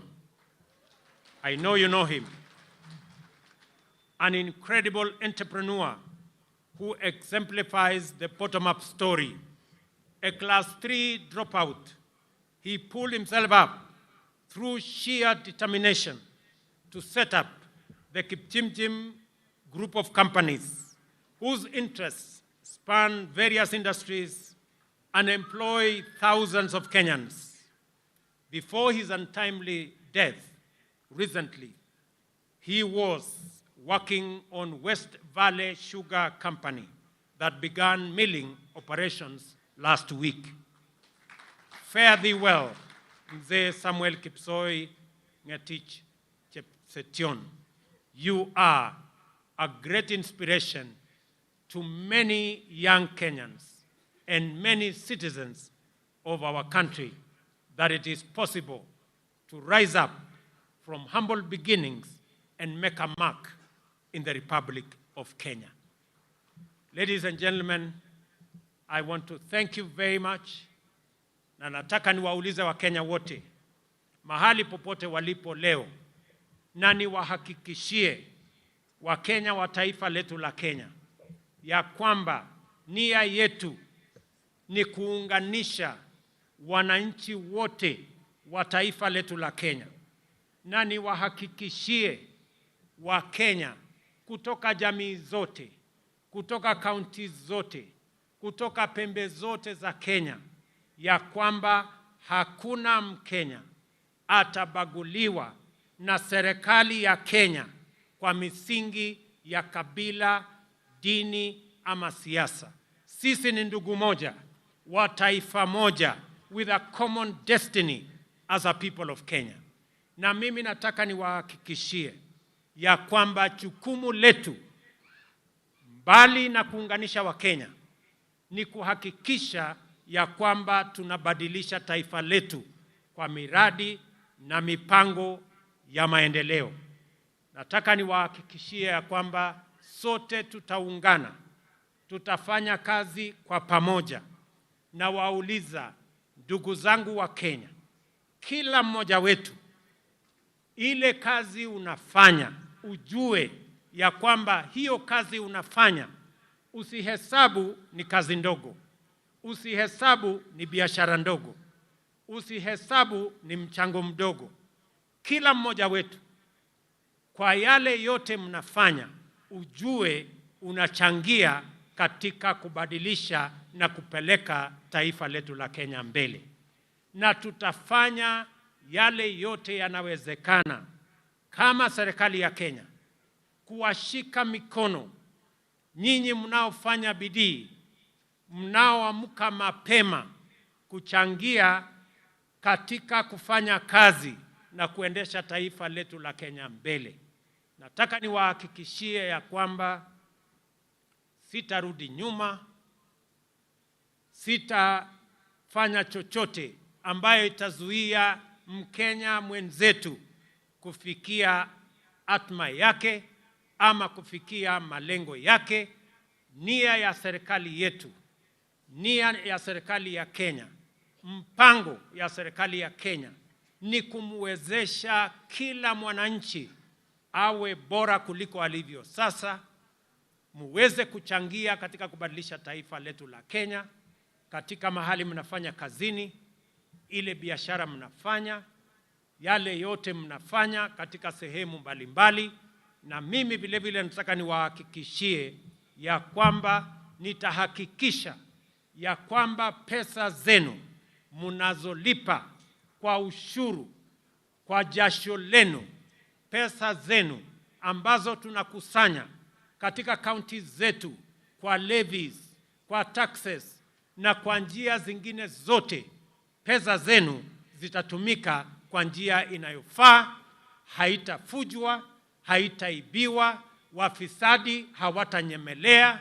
Na tayari nimetangaza katika taifa letu la Kenya, na mtaona mambo hivi karibuni, ya kwamba wale wote wanahusika na kuiba pesa ya Wakenya na mambo ya ufisadi na mambo ya ukora, mambo yao ni matatu, na nyinyi mnajua vile nimesema.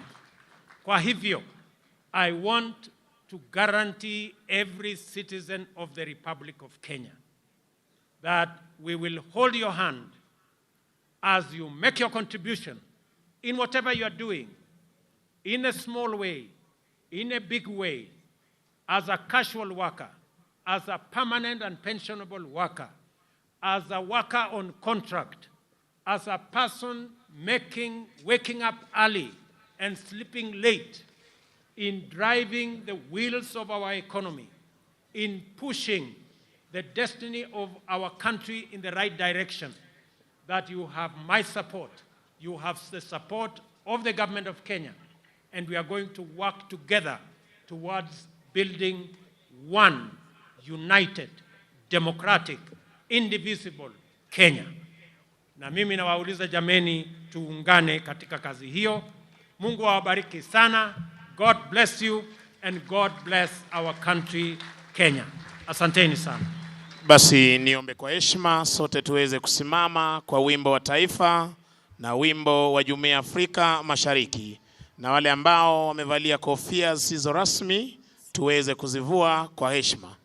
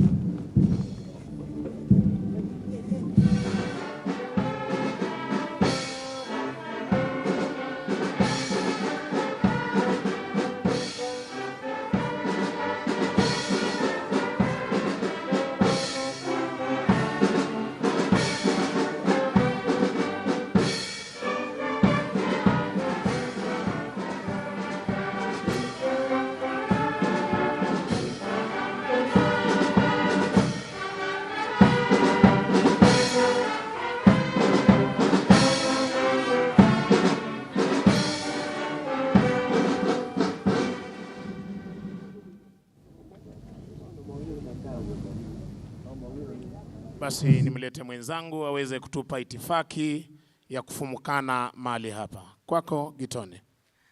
Mheshimiwa Rais, kwa ruhusa yako nitaomba tukubaliwe kuondoka kwa itifaki.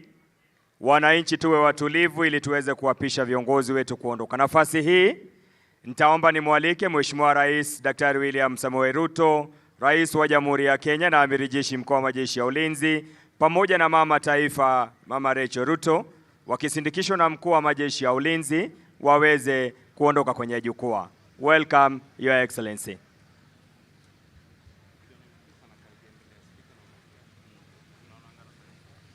Viongozi wale wengine nitaomba kutulia ili magari yao yanavyoingia tuweze kuwaalika kuondoka. Kwa sasa Mheshimiwa Daktari William Samoei Ruto, rais wetu, Mama Taifa wataondoka kwa sasa.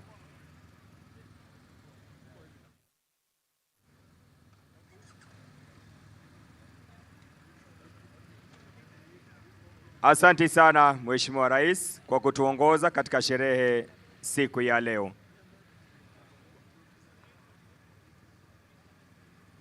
Anaondoka Mheshimiwa Rais, Mama Taifa, na asanteni, nyinyi ni mashujaa.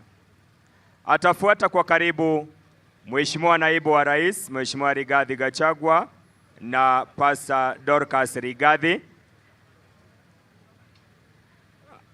It will be followed by the visiting Foreign Cabinet Secretary from Angola. Asante sana, Mheshimiwa Rais. I'll invite all the diplomats, their excellencies, ambassadors and high commissioners to remain on dais. Commissioners to remain on dais. Ambassadors and diplomats to remain at the dais who will have pulled their transport. Mheshimiwa Naibu wa Rais Rigathi Gachagua na Pastor Dorcas wanaondoka. Spika wa Bunge la Kitaifa, Bunge la Seneti na Jaji Mkuu watafuata. Spika wa Bunge la Kitaifa na Bunge la Seneti pamoja na Jaji Mkuu wataondoka baada ya mgeni Naibu wa Rais. Heroes, tafadhali tutaelekea kule upande wa nyuma mahali basi letu liko. All the heroes, can we exit to our right? Heroes, nafahamishwa basi lenu liko nyuma.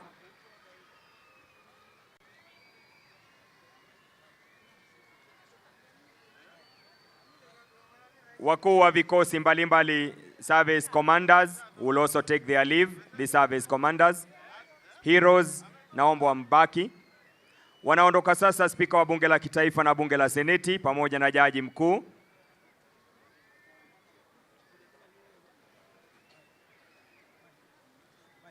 Tupishe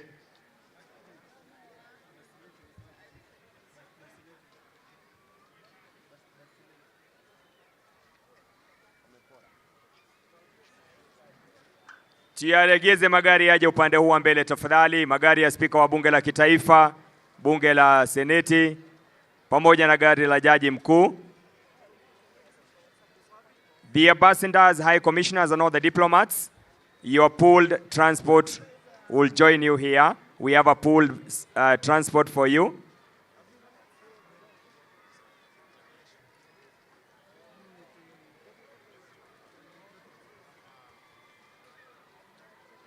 All the ambassadors, high commissioners, and all the diplomats, we have pooled transport for you. The two buses will get inside here to pick you. Kindly hold a bit.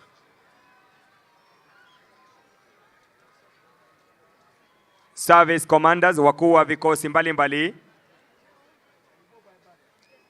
Inspector General wa polisi, pamoja na wakurugenzi wengine.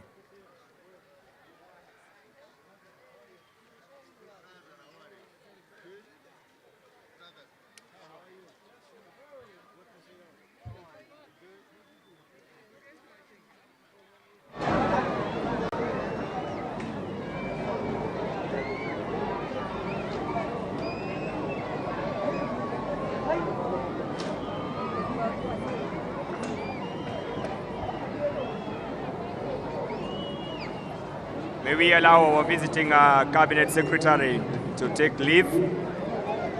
The Angola Foreign Cabinet Secretary to take the leave.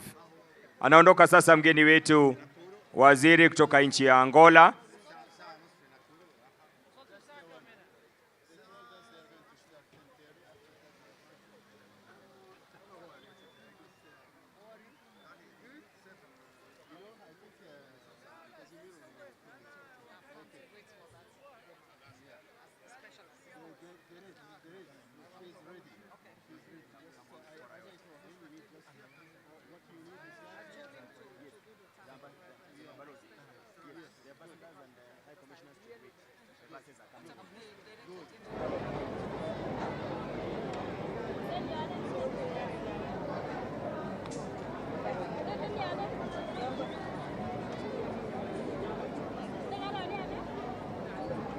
Just to remind our diplomats, the ambassadors and high commissioners just to remain. We have pooled buses that will take them to the reception side, so kindly be with me.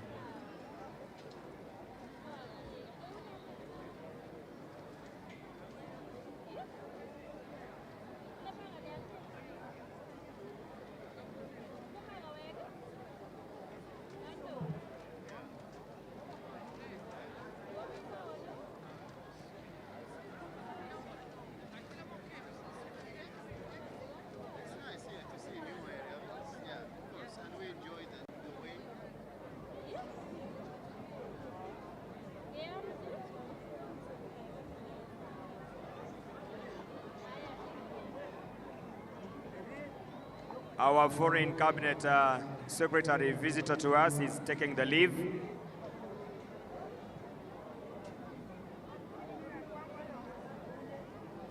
Ataondoka jaji mkuu na rais wa mahakama ya juu, the CJ. Taking leave is the CJ.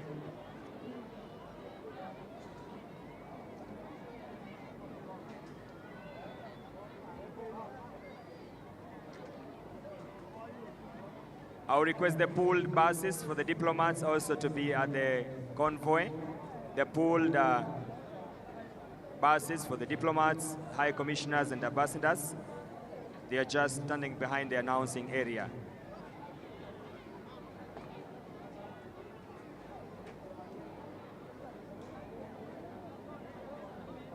Speaker wa bunge la Seneti anaondoka, asante. Speaker wa bunge letu la kitaifa vile vile anaondoka. Magavana wetu vile vile wanaondoka, mawaziri wanaondoka. I seek the indulgence of the protocol officers also to put on the convoy, the buses, the pool buses for the diplomats, high commissioners and ambassadors. Let's proceed.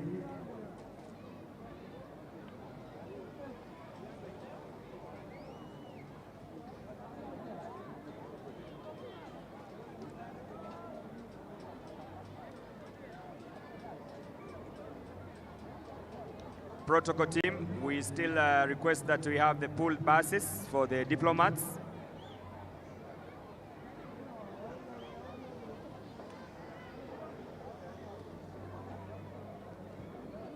Mawaziri wetu vile vile wanaondoka, makatibu wanaondoka.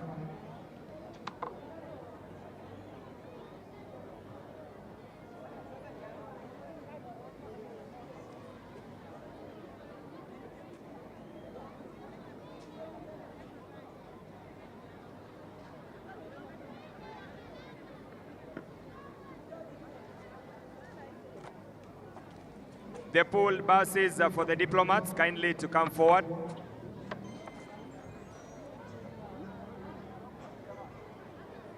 Mabasi yanayowabeba mabalozi na maafisa wa kidiplomasia tafadhali yaletwe ndani. Wanaohusika na itifaki tafadhali.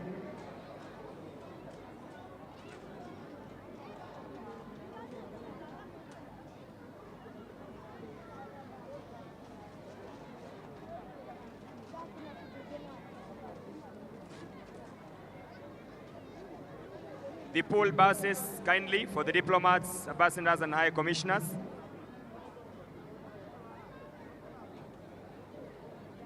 We are also pooling transport for all the members of the National Assembly and also the Senate.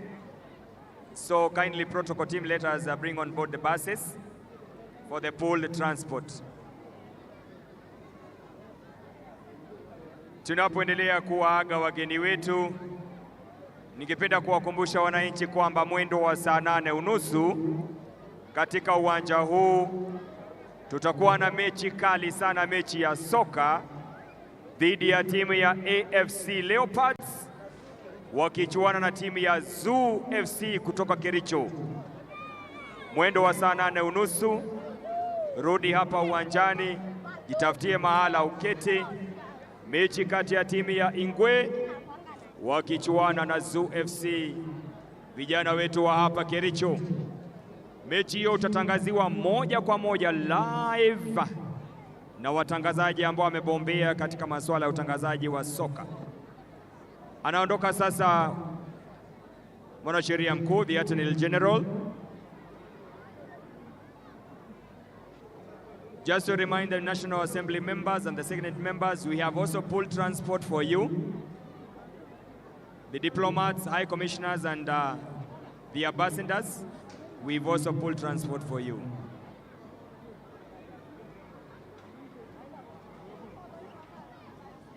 Tuzidi tuko watulivu, waheshimiwa wajumbe pamoja na wale wa seneti. Tunaendelea kupanga jinsi msafara wenu utakavyoingia ndani. MFA,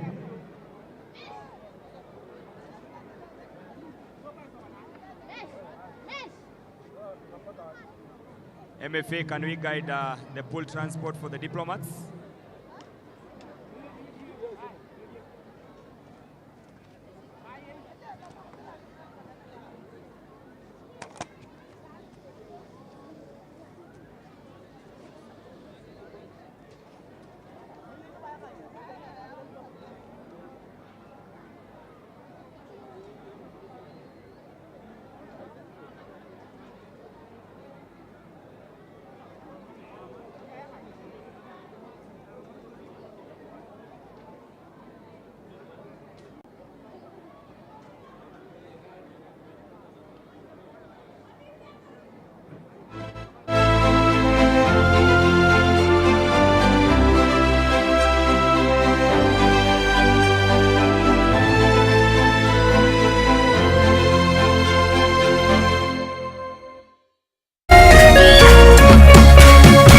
Kameme TV, muthegi wa ruriri.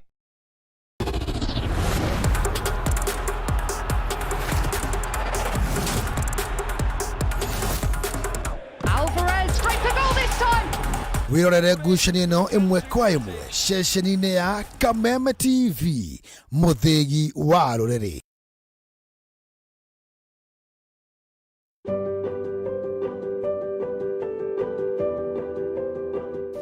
Mwalimu Plus and Compassion International Kenya are partnering to help children in underserved areas across our country get access to quality education through the use of technology.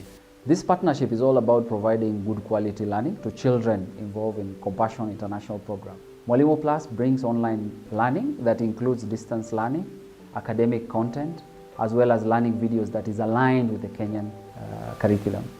By adding our online platform to their programs, Compassion International will be able to provide quality education to children in underserved areas.